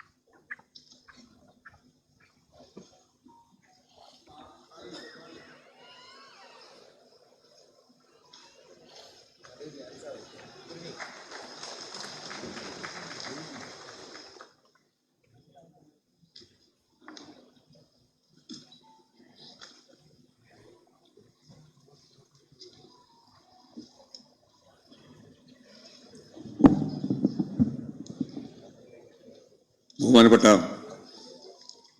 ഈ പരിപാടിയുടെ അധ്യക്ഷൻ ഡോക്ടർ തോമസ് ഐസക്, ഈ പരിപാടി ഉദ്ഘാടനം ചെയ്ത നമ്മളെല്ലാം ശ്രദ്ധയോടുകൂടി പ്രസംഗം ശ്രദ്ധിച്ച ജസ്റ്റിസ് കെ ചന്ദ്രു, വേദിയിലുള്ള ബഹുമാന്യരായ നേതാക്കളെ, പ്രധാനപ്പെട്ട പാർട്ടി നേതാക്കൾ പ്രൊഫസർ ഡോക്കസ് Mathew, Shri P C Chacko, Varghese George, advocate K Anilkumar, വേദിയിലും സദസ്സിലുമുള്ള ബഹുമാന്യരെ, സഹോദരി സഹോദരന്മാരെ, സുഹൃത്തുക്കളെ, ഞാനെന്ന ജസ്റ്റിസ് ഒരാത്മകഥയാണ് ജസ്റ്റിസ് കെ ചന്ദ്രുവിൻ്റെ. ആ പുസ്തകം ഇന്ന് ഉച്ചയ്ക്ക് ശേഷമാണ് എൻ്റെ കയ്യിലേക്ക് കിട്ടിയത്. അതുകൊണ്ട് തന്നെ വിശദമായി പൂർണ്ണമായി വായിക്കുന്നതിനൊന്നും സാധിച്ചിട്ടില്ല. ഒരു പുസ്തകം പ്രകാശനം ചെയ്യുമ്പോൾ ആ പുസ്തകത്തിൻ്റെ ഉള്ളടക്കം കൃത്യമായിട്ട് മനസ്സിലാക്കി അതുമായിട്ട് ബന്ധപ്പെട്ട് പ്രകാശന ദൗത്യം നിർവഹിക്കുക എന്നുള്ളതാണ് സാധാരണ ഞാൻ ചെയ്തു വരുന്ന രീതി. പക്ഷേ ഇത് ഉച്ചക്ക് പുസ്തകം കിട്ടി, ഒന്ന് മറച്ച് നോക്കുന്നതിന് വേണ്ടി മാത്രമേ സാധിച്ചിട്ടുള്ളൂ. ഏതായാലും ഒരു നോവൽ വായിക്കുന്നതിനേക്കാൾ എളുപ്പത്തിൽ വായിച്ച് പോകുന്ന പുസ്തകരചനാ രീതിയാണ് ജസ്റ്റിസ് കെ ചന്ദ്രു ഈ പുസ്തകത്തിൽ ആദ്യാവസാനം അവലംബിച്ചത് എന്ന് ആദ്യ വായനയുടെ ശ്രമത്തിൽ തന്നെ മനസ്സിലാക്കാൻ എനിക്ക് കഴിഞ്ഞു. ഒരു സാധാരണ കുടുംബം, ആ കുടുംബത്തിലെ 6 അംഗങ്ങൾ, വാടക വീട്ടിൽ പട്ടണത്തിൽ താമസം ആരംഭിച്ച ഘട്ടം മുതലുള്ള ജീവിതം അദ്ദേഹം നന്നായിട്ട് വരച്ച് കാണിച്ചിരിക്കുക. അമ്മയുടെ മരണം വളരെ ചെറുപ്പത്തിൽ തന്നെ നടക്കുകയാണ്. അമ്മ മരിച്ചപ്പോൾ ആ കുടുംബത്തിലെ ബാക്കി 5 പേര് ജീവിത പ്രയാസങ്ങളുമായിട്ട് ബന്ധപ്പെട്ട് 4 പേരുടെ വിദ്യാഭ്യാസം ഉൾപ്പെടെയുള്ള കാര്യങ്ങൾക്ക് അച്ഛൻ്റെ തുച്ഛമായ വരുമാനം കൊണ്ട് സാധിക്കാത്ത ഒരു സാഹചര്യത്തെ വളരെ ലളിതമായി വളരെ ചുരുക്കം വാക്കുകളിൽ അദ്ദേഹം ഈ ആത്മകഥയിൽ രേഖപ്പെടുത്തിയിട്ടുണ്ട്. തുടർന്ന് വിദ്യാർത്ഥിയായിരിക്കുമ്പോഴും വിദ്യാഭ്യാസത്തിന് ശേഷവും അല്ലെങ്കിൽ വിദ്യാഭ്യാസത്തിൻ്റെ ഇടവേളയിലും അദ്ദേഹം നടത്തി വന്ന സംഘടനാ രാഷ്ട്രീയ പ്രവർത്തനത്തിൻ്റെ ഭാഗമായി അദ്ദേഹത്തെ ഒരു തൊഴിലാളി സമര പ്രക്ഷോഭ പ്രവർത്തനത്തിൻ്റെ ഭാഗമായിട്ടുള്ള മാർച്ചിൽ പങ്കെടുത്തതിന് പോലീസ് അറസ്റ്റ് ചെയ്ത് ജയിലിലേക്ക് കൊണ്ടുപോയി ജയിലിൽ അടക്കുകയാണ്. ഇപ്പോൾ ഒരു ജസ്റ്റിസിൻ്റെ ജീവചരിത്രം നമ്മൾ വായിക്കുമ്പോൾ പലപ്പോഴും ഇങ്ങനെയുള്ളൊരു തുടക്കമല്ല ഉണ്ടാകുക.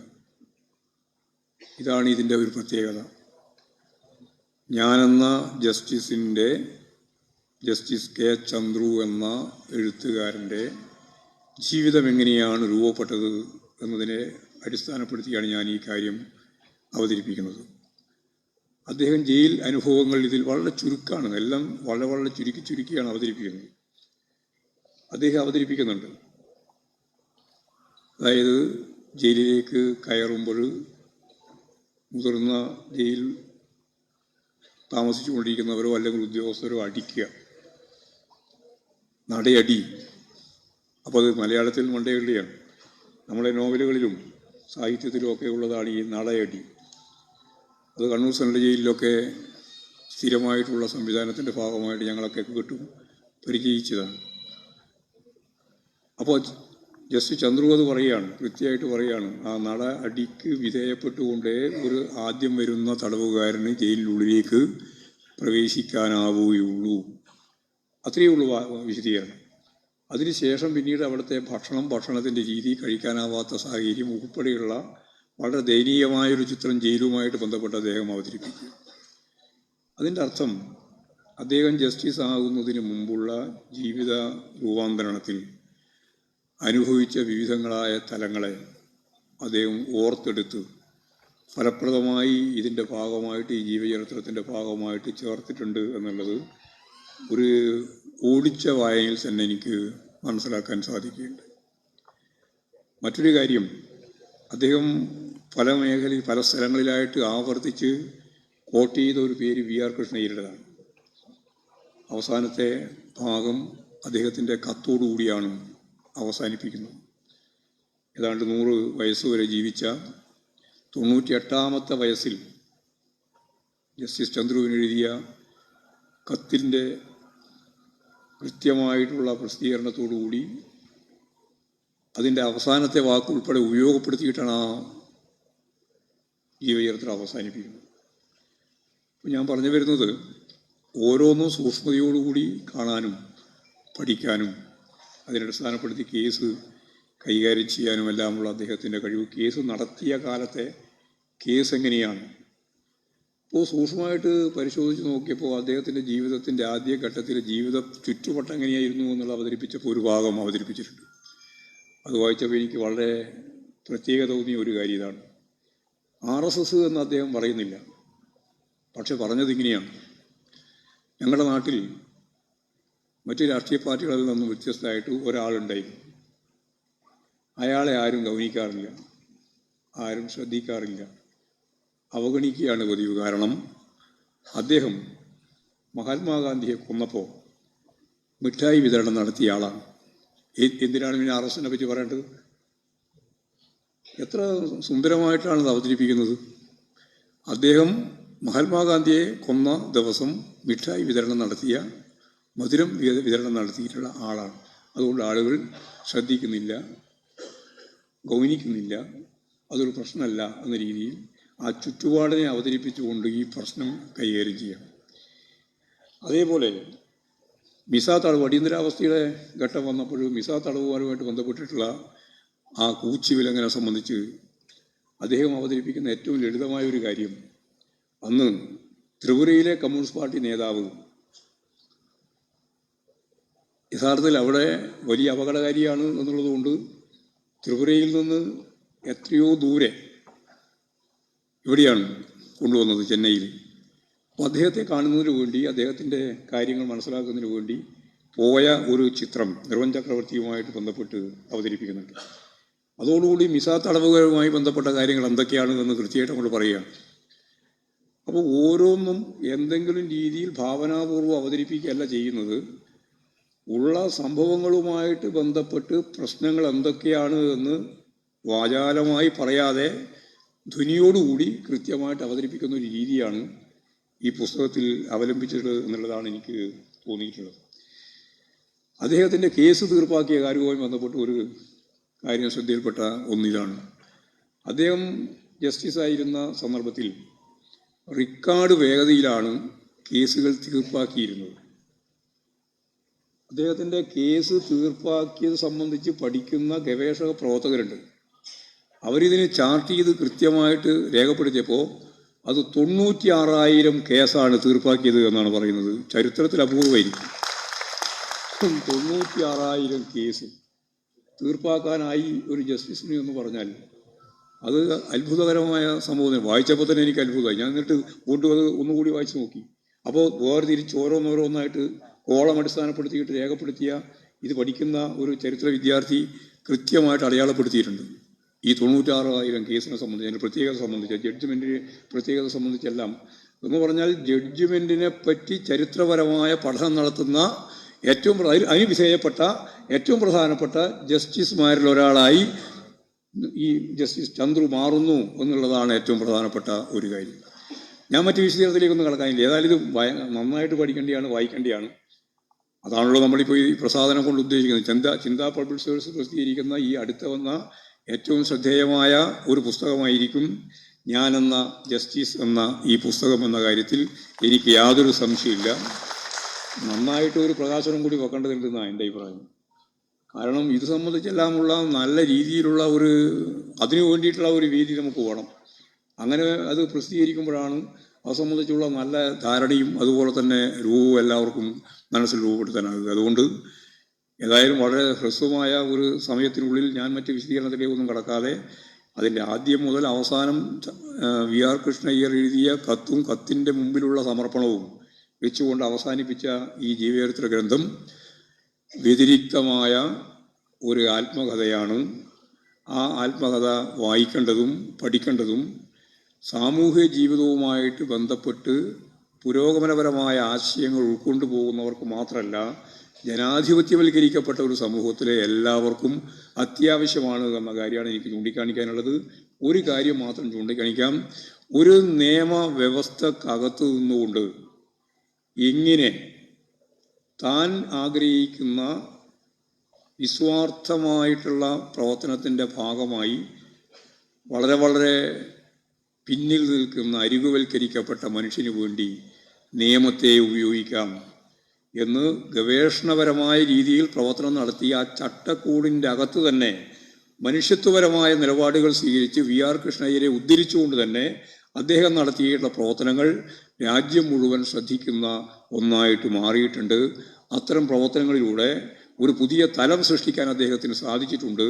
ജസ്റ്റിസ് ചന്ദ്രുവിൻ്റെ ഇത്തരം പ്രവർത്തനങ്ങളെ കൃത്യമായിട്ട്, അത് കേസുമായിട്ട് ബന്ധപ്പെട്ട് തന്നെയാണ് ആദ്യം മുതൽ അവസാനം എന്ന് പറഞ്ഞാൽ, അദ്ദേഹം LLB വിദ്യാർത്ഥിയായിട്ട് പോയപ്പോൾ അതിൻ്റെ അടുത്ത് തന്നെയുള്ള ഒരു കോടതിയുടെ മുമ്പിൽ എങ്ങനെയാണ് കേസ് നടത്തുന്നത് എന്ന് കാണാൻ വേണ്ടിയിട്ട് പോയ സന്ദർഭത്തിലാണ് അവിടെ കമ്മ്യൂണിസ്റ്റുകാരെയും നക്സലൈറ്റുകളെയും എല്ലാം വിചാരണ ചെയ്യുന്ന കോടതിയുടെ പ്രത്യേകതയും അതിൽ അത്ഭുതപ്പെട്ടു പോകുന്ന ഒരു ചെറിയ കുട്ടിയുടെ പഠിച്ചുകൊണ്ടിരിക്കുന്ന കുട്ടിയുടെ ചിത്രവും അവതരിപ്പിച്ചത്. എന്ന് പറഞ്ഞാൽ എല്ലാം നോക്കിക്കാണുന്ന ഒരവസ്ഥയിൽ കൃത്യതയോടെ കാര്യങ്ങൾ അവതരിപ്പിച്ചു പോകുന്ന രീതി അദ്ദേഹം കൈകാര്യം ചെയ്തിട്ടുണ്ട് എന്ന് മാത്രമേ എനിക്ക് ചൂണ്ടിക്കാണിക്കാനുള്ളൂ. ഒരുപാട് കാര്യങ്ങൾ സംബന്ധിച്ച് ചർച്ച ചെയ്യാനുള്ള ഒരു പുസ്തകം തന്നെയാണ് ഞാനെന്ന ജസ്റ്റിസ്. അത് നിങ്ങളെല്ലാം സമ്മതത്തോടു കൂടി ചിന്താ പബ്ലിഷേഴ്സാണത് പ്രസിദ്ധീകരിച്ചിട്ടുള്ളത്. ഇത് ഇവിടെ അതിൻ്റെ പ്രസിദ്ധീകരണം ഇവിടെ പറഞ്ഞതുപോലെ നിർവഹിച്ചതായി ഞാൻ അറിയിക്കുക. ഇന്ത്യൻ ഫെഡറലിസവും ഗവർണറുടെ പദവിയും എന്ന വിഷയം സംബന്ധിച്ച് ഒരു വിശദമായ പ്രസംഗം നിങ്ങൾ ഭരണഘടനാപരമായിട്ടും നിയമപരമായിട്ടും ഒക്കെ കേട്ട് കഴിഞ്ഞിട്ടുണ്ട്. ഇനിയും വിദഗ്ധരായ രാഷ്ട്രീയ നേതാക്കൾ നിങ്ങളോട് സംസാരിക്കാനുണ്ട്. ഞാൻ കൂടുതലൊന്നും വിശദീകരിക്കാൻ ഉദ്ദേശിക്കുന്നില്ല. ഏതായാലും കേരളത്തിലെ ഗവർണറുമായിട്ട് ബന്ധപ്പെട്ട് ഒറ്റ വാക്കിലേ എനിക്ക് പറയാനുള്ളൂ. അദ്ദേഹം പരസ്യമായിട്ട് പറഞ്ഞ ഒരു കാര്യം, അത് ഞാൻ എത്രയോ വർഷം മുമ്പ് RSS ആണ് എന്നതാണ്. ഞാൻ എത്രയോ വർഷം മുമ്പ് RSS ആണെന്ന് പറഞ്ഞ ഒരു ഗവർണറെ സംബന്ധിച്ച് ഭരണഘടനാപരമായ അടിസ്ഥാന മൂല്യ വിശേഷണങ്ങളോ അതിൻ്റെ ഭാഗമായിട്ടുള്ള പഠനങ്ങളോ ഒന്നും ആവശ്യമില്ല. അപ്പോൾ ഇന്ത്യൻ ഫെഡറലിസവും ഗവർണറും എന്ന ഈ വിഷയം ചർച്ച ചെയ്യുന്ന ഈ സന്ദർഭത്തിൽ ഫെഡറലിസം എന്ന സംവിധാനത്തെ, ആ തത്വസംഹിതയെ നിശിതമായിട്ട് എതിർക്കുന്ന ഏറ്റവും പ്രധാനപ്പെട്ട ഇന്ത്യയിലെ ശക്തി ഏതാണ് എന്ന ചോദ്യത്തിന് സംശയമില്ലാതെ ഒറ്റ ഉത്തരവേ ഉള്ളൂ, അത് RSS ആണ്. ഇന്ത്യൻ റിപ്പബ്ലിക്ക് ഇങ്ങനെയല്ല വേണ്ടത് എന്നും, ഇന്ത്യയുടെ കൊടി ഇങ്ങനെയല്ല വേണ്ടത് എന്നും, ഇന്ത്യയുടെ സ്റ്റേറ്റ് ഇങ്ങനെയല്ല ഉണ്ടാവേണ്ടത് എന്നും, ഇന്ത്യയുടെ അധികാര വികേന്ദ്രീകരണ രീതിയെ സംബന്ധിച്ച് ചൂണ്ടിക്കാണിച്ച്, ഫെഡറൽ സംവിധാനത്തെ ചൂണ്ടിക്കാണിച്ച് അതിങ്ങനെയല്ല വേണ്ടത് എന്നും രാജ്യത്ത് കർക്കശമായ നിലപാട് സ്വീകരിച്ച ഒറ്റ പ്രസ്ഥാനമേ ഉള്ളൂ, അത് RSS ആണ്. RSS ഇതിനൊക്കെ വ്യത്യസ്ത അഭിപ്രായമുണ്ട്. അതായത് ഒരു കേന്ദ്രീകൃത ഗവൺമെൻറ്റും അതിൻ്റെ ഒപ്പം നല്ലതുപോലെ വളർന്നു വരുന്നൊരു സംസ്ഥാനവും വേണം എന്നതിനോട് RSS അന്നും ഇന്നും യോജിക്കുന്നില്ല. ജമ്മു ആൻഡ് കാശ്മീരിനെ സംസ്ഥാന പദവിയിൽ നിന്ന് മാറ്റി 2 യൂണിയൻ ടെറിട്ടറിയാക്കി മാറ്റുമ്പോൾ അവർ ഇപ്പോഴല്ല, അവരാദ്യം മുതലേ പറഞ്ഞിരുന്നത് ഇങ്ങനെ സംസ്ഥാന പദവിക്ക് പകരം കേന്ദ്രീകൃത ഗവൺമെൻറ്റും അതിൻ്റെ കീഴിൽ 100 കണക്കിന് സ്റ്റേറ്റുകളുമാണ്. ഇതാണ് RSSൻ്റെ മുദ്രാവാക്യം. അപ്പോൾ 100 കണക്കിന് സ്റ്റേറ്റുകളാവാം. അപ്പോൾ അതോടുകൂടി സ്റ്റേറ്റ് ഇല്ലാണ്ടായി. സ്റ്റേറ്റ് എന്ന് പറയുന്ന ഏറ്റവും പ്രധാനപ്പെട്ട സവിശേഷമായ ഫെഡറൽ സംവിധാനത്തിൻ്റെ ആ കൈവഴി ഇല്ലാതാവും. കാരണം 100 കണക്കിന് സ്റ്റേറ്റാണ്. ഏത് സ്റ്റേറ്റാണ് ശക്തിയായിട്ട് നിൽക്കുക? കേന്ദ്രത്തിലാണ് മുഴുവൻ അധികാരങ്ങളും കേന്ദ്രീകരിക്കുക. കേന്ദ്രീകൃത അധികാര സംവിധാനത്തെ പറ്റിയാണ് RSS അന്നേ ആലോചിച്ചുകൊണ്ടിരുന്നത്. അതേ അവർക്ക് ആലോചിക്കാൻ സാധിക്കുമായിരുന്നു. അതേപോലെ വളരെ പ്രധാനപ്പെട്ട തന്നെയാണ് അതിൻ്റെ അധികാര അവകാശങ്ങളെ സംബന്ധിച്ചുള്ള കാഴ്ചപ്പാട്, ഈ ഭാരതത്തിൻ്റെ പതാക സംബന്ധിച്ചുള്ള അവരുടെ കാഴ്ചപ്പാട്, റിപ്പബ്ലിക്കിനെ സംബന്ധിച്ചുള്ള അവരുടെ കാഴ്ചപ്പാട്. ഇതെല്ലാം തന്നെ ഏകീകൃതമായ സ്വേച്ഛാധിപത്യപരമായ സംവിധാനത്തിലേക്ക്, ഫാസിസത്തിലേക്ക് നീങ്ങാൻ ഉതകുന്ന രീതിയിലുള്ള ഒന്ന് തന്നെയാണ് അവർ ഉദ്ദേശിച്ചത്. ഹിന്ദു രാഷ്ട്രം എന്ന് പറയുമ്പോൾ മറ്റ് ജനവിഭാഗങ്ങൾ, മുസ്ലിമും ക്രിസ്ത്യാനിയും കമ്മ്യൂണിസ്റ്റ് ഉൾപ്പെടെയുള്ളതെല്ലാം ഇവിടെ ഉണ്ടാവേണ്ടതല്ല. ഇവിടെ സംയുക്തമായ ഒരു സംസ്കാരമല്ല വേണ്ടത്. നമ്മളിപ്പോൾ വൈവിധ്യത്തെ പറ്റിയൊക്കെയാണ് സ്ഥിരം പറഞ്ഞുകൊണ്ടിരിക്കുന്നത്. വൈവിധ്യത്തിൻ്റെ ഒന്നും ആവശ്യമില്ല, അതുള്ളത് അപകടമാണെന്നാണ്. അപ്പോൾ ഒറ്റ ഒരു രാജ്യം, അതാണ് ഐസക് ആദ്യം സംസാരിക്കുമ്പോൾ പറഞ്ഞത്, ഒരു രാജ്യം, ഒരു ഭരണകൂട സംവിധാനം, അതിൻ്റെ ഭാഗമായിട്ടുള്ള ഭാഷയും കാര്യം എല്ലാം തന്നെ ആ രീതിയിലുള്ള നിലപാടാണ്. അത് വ്യത്യസ്ത രീതിയിൽ പ്രചരിപ്പിക്കുന്നു എന്ന് മാത്രമേ ഉള്ളൂ. അപ്പോൾ സ്വാഭാവികമായിട്ട് നമ്മൾ എത്തിച്ചേരുന്ന ഏറ്റവും പ്രധാനപ്പെട്ട ഒരു നിഗമനം, ഒരു RSS ആയി ഞാൻ വർഷങ്ങളായിട്ട് പ്രവർത്തിക്കുകയാണ് എന്ന് പറയുന്ന ഒരു ഗവർണർ, ആ ഗവർണർ ഭരണഘടനാ സ്ഥാപനത്തിൻ്റെ ഭാഗമായിട്ട് നിൽക്കുന്നു എന്നതിന് പകരം RSSൻ്റെ ദൗത്യം നിർവഹിക്കാൻ പുറപ്പെടുന്നു. പിന്നെ മാർസത്തെ പറ്റിയെല്ലാം പറയുന്ന കാര്യങ്ങൾ, അതിലൊന്നും ഞാനിപ്പോൾ വിശദീകരിക്കാൻ ഉദ്ദേശിക്കുന്നില്ല. മാർസം അത് അങ്ങ് ദൂരത്ത് നിന്ന് വന്നെയാണ് എന്നെല്ലാം പറഞ്ഞാൽ അദ്ദേഹം തന്നെ, നമ്മുടെ പ്രസിഡന്റ്, നമ്മുടെ ഗവർണർ തന്നെ വിശദീകരിക്കുന്ന അവസ്ഥയുണ്ടായി. അത് അദ്ദേഹത്തിന് മാർസത്തെ പറ്റി ധാരണയില്ലാതെ കൊണ്ട് മാത്രമാണെന്നാണ് എൻ്റെ ധാരണ. കാരണം ജനാധിപത്യം എന്നുള്ളത് ഇന്ത്യൻ പദമൊന്നുമല്ലല്ലോ, പാർലമെൻ്ററി ജനാധിപത്യം എന്ന് പറയുന്നത് ഇന്ത്യൻ പദമൊന്നുമല്ലല്ലോ. ഇപ്പം അദ്ദേഹം സംസാരിച്ചുകൊണ്ടിരിക്കുന്ന ഇംഗ്ലീഷ് ഇന്ത്യ ഒന്നുമല്ലല്ലോ. അപ്പം നമ്മളെല്ലാം കടം കൊണ്ടിട്ടുണ്ട്, കടം കൊണ്ടുകൊണ്ട് തന്നെയാണ് ജീവിക്കുന്നതും മുന്നോട്ടേക്ക് പോകുന്നതും. പിന്നെ മാർസത്തെ പറ്റി അദ്ദേഹത്തിൻ്റെ ഒരു അവ്യക്തത, ഒരു കാര്യം മാത്രം ചൂണ്ടിക്കാണിച്ചിട്ട് ഞാൻ അവസാനിപ്പിക്കാം. മാർസ് എന്ന് പറയുന്നത് മാർസും എംഗൽസും എഴുതിയിട്ടുള്ള പുസ്തകത്തിൻ്റെ താളുകൾ അധ്യായ അടിസ്ഥാനപ്പെടുത്തിയിട്ടുള്ള ഒന്നാണ് എന്ന ഒരു തെറ്റിദ്ധാരണയും മാർക്സിസ്റ്റുകാർക്കോ ഇടതുപക്ഷക്കാർക്കോ ഇല്ല. മാർസം എല്ലാറ്റിൻ്റെയും മാറ്റത്തെ പറ്റിയാണ് അദ്ദേഹത്തിൻ്റെ ദർശനത്തിൻ്റെ കാതലായ ഒരു ഭാഗം. മാറാത്ത, മാറ്റമില്ലാത്ത ഒന്നും തന്നെ പ്രകൃതിയിലോ പ്രപഞ്ചത്തിലോ സമൂഹത്തിലോ ഇല്ല.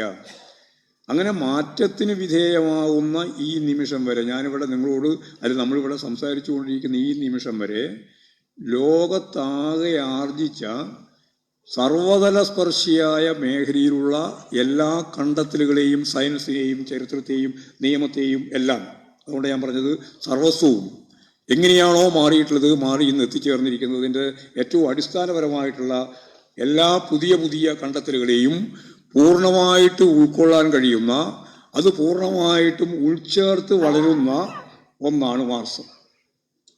അതല്ലാതെ മാർസും എംഗൽസും എഴുതിയിട്ടുള്ള അന്നത്തെ ഖണ്ഡിക അനുസരിച്ചാണ് മാർസം എന്നാണ് പലരും ധരിച്ചു വെച്ചിട്ടുള്ളത്. അതുകൊണ്ടാണ് നമ്മുടെ ഗവർണർക്ക് ഈ അബദ്ധം പറ്റിയത്. അത് വളർന്നുകൊണ്ടിരിക്കുന്ന ഒരു ശാസ്ത്രമാണ്, ആ ശാസ്ത്രത്തിൻ്റെ ഭാഗമായിട്ടാണ് പ്രവർത്തിക്കുന്നത്. അതുകൊണ്ട് ഞാനതിൻ്റെ വിശദീകരണത്തിലേക്കൊന്നും കടക്കാൻ ഇപ്പോൾ ഉദ്ദേശിക്കുന്നില്ല.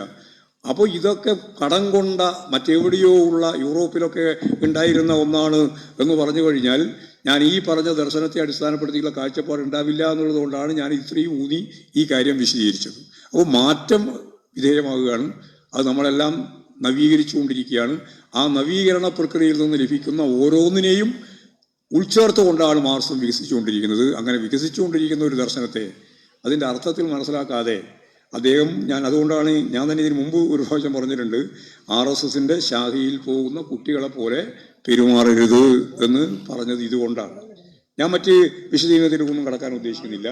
ഏതായാലും ഇന്ത്യൻ ഫെഡറലിസത്തിൻ്റെ അന്ത്യം കുറിക്കുകയും ഒരു ഹിന്ദു രാഷ്ട്ര സങ്കല്പത്തിലേക്ക് രാജ്യത്തെ നയിക്കുകയും അതിൻ്റെ 100ാം വാർഷികം, RSSൻ്റെ 100ാം വാർഷികം വരാൻ പോകുന്നത് 2025 ആണ്, നിങ്ങൾക്ക് എല്ലാവർക്കും അറിയാം.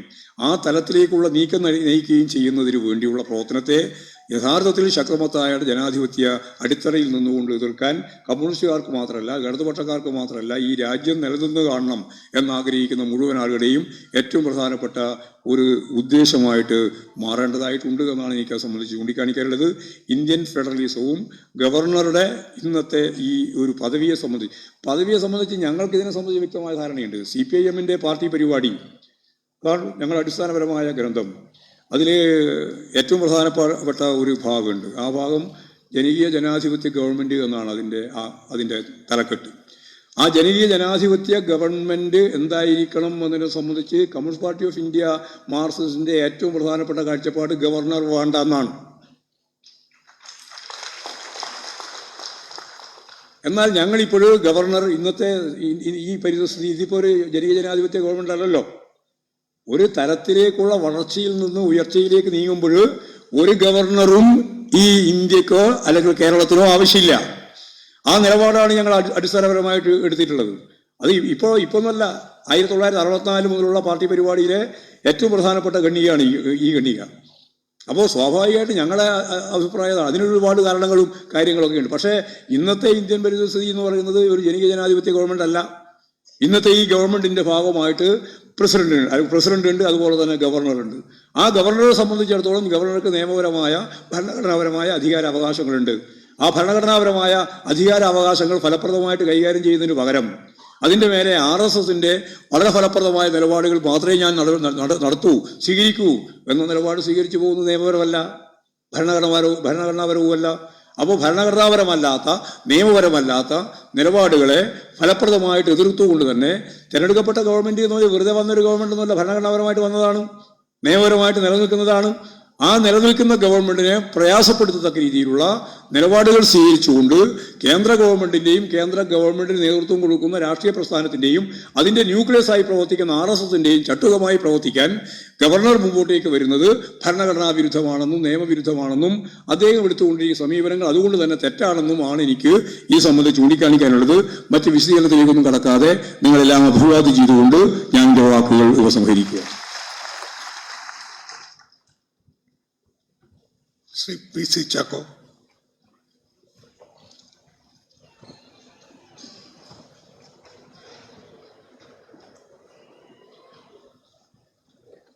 ആദരണീയനായ ശ്രീ തോമസ് ഐസക്, ഈ സമ്മേളനം ഉദ്ഘാടനം ചെയ്ത ജസ്റ്റിസ് ചന്ദ്രു, ബഹുമാന്യനായ CPIMൻ്റെ general secretary Shri Govindan master, ഈ വേദിയിലുള്ള ജനനേതാക്കന്മാരെ, പ്രിയമുള്ള സഹോദരി സഹോദരന്മാരെ, ഇന്ന് ഈ കാലഘട്ടം ആവശ്യപ്പെടുന്ന ഏറ്റവും സുപ്രധാനമായ ഒരു ചർച്ചയ്ക്ക് വേണ്ടിയാണ് ഇന്നിവിടെ സമ്മേളിച്ചിരിക്കുന്നത്. ഈ സമ്മേളനത്തിലേക്ക് എന്നെ ക്ഷണിച്ചതിന് AKG പഠന ഗവേഷണ കേന്ദ്രത്തോടും ഇന്ത്യൻ ലോയേഴ്സ് യൂണിയനോടും അതിൻ്റെ ഭാരവാഹികളോടും ഞാൻ പ്രത്യേകം നന്ദി പറയുന്നു. ഈ ചർച്ചയെക്കുറിച്ച് എന്തെങ്കിലും പറയുന്നതിന് മുൻപ് ഒരു വലിയ ബഹുമതി ഇന്ന് എനിക്ക് ലഭിക്കുകയുണ്ടായി. അതേക്കുറിച്ചൊരു വാക്ക് എനിക്ക് പറയണം. അത് ജസ്റ്റിസ് ചന്ദ്രു അദ്ദേഹത്തിൻ്റെ ആത്മകഥ ശ്രീ ഗോവിന്ദൻ മാസ്റ്റർ പ്രസിദ്ധീകരിച്ചപ്പോൾ അത് ഏറ്റുവാങ്ങാൻ കഴിഞ്ഞു എന്നതാണ്. ജസ്റ്റിസ് ചന്ദ്രുവിൻ്റെ ആത്മകഥയിൽ ഗോവിന്ദൻ മാസ്റ്റർ ഇവിടെ ഹ്രസ്വമായിട്ടാണെങ്കിലും വളരെ പ്രധാനപ്പെട്ട ചില കാര്യങ്ങൾ പറഞ്ഞു.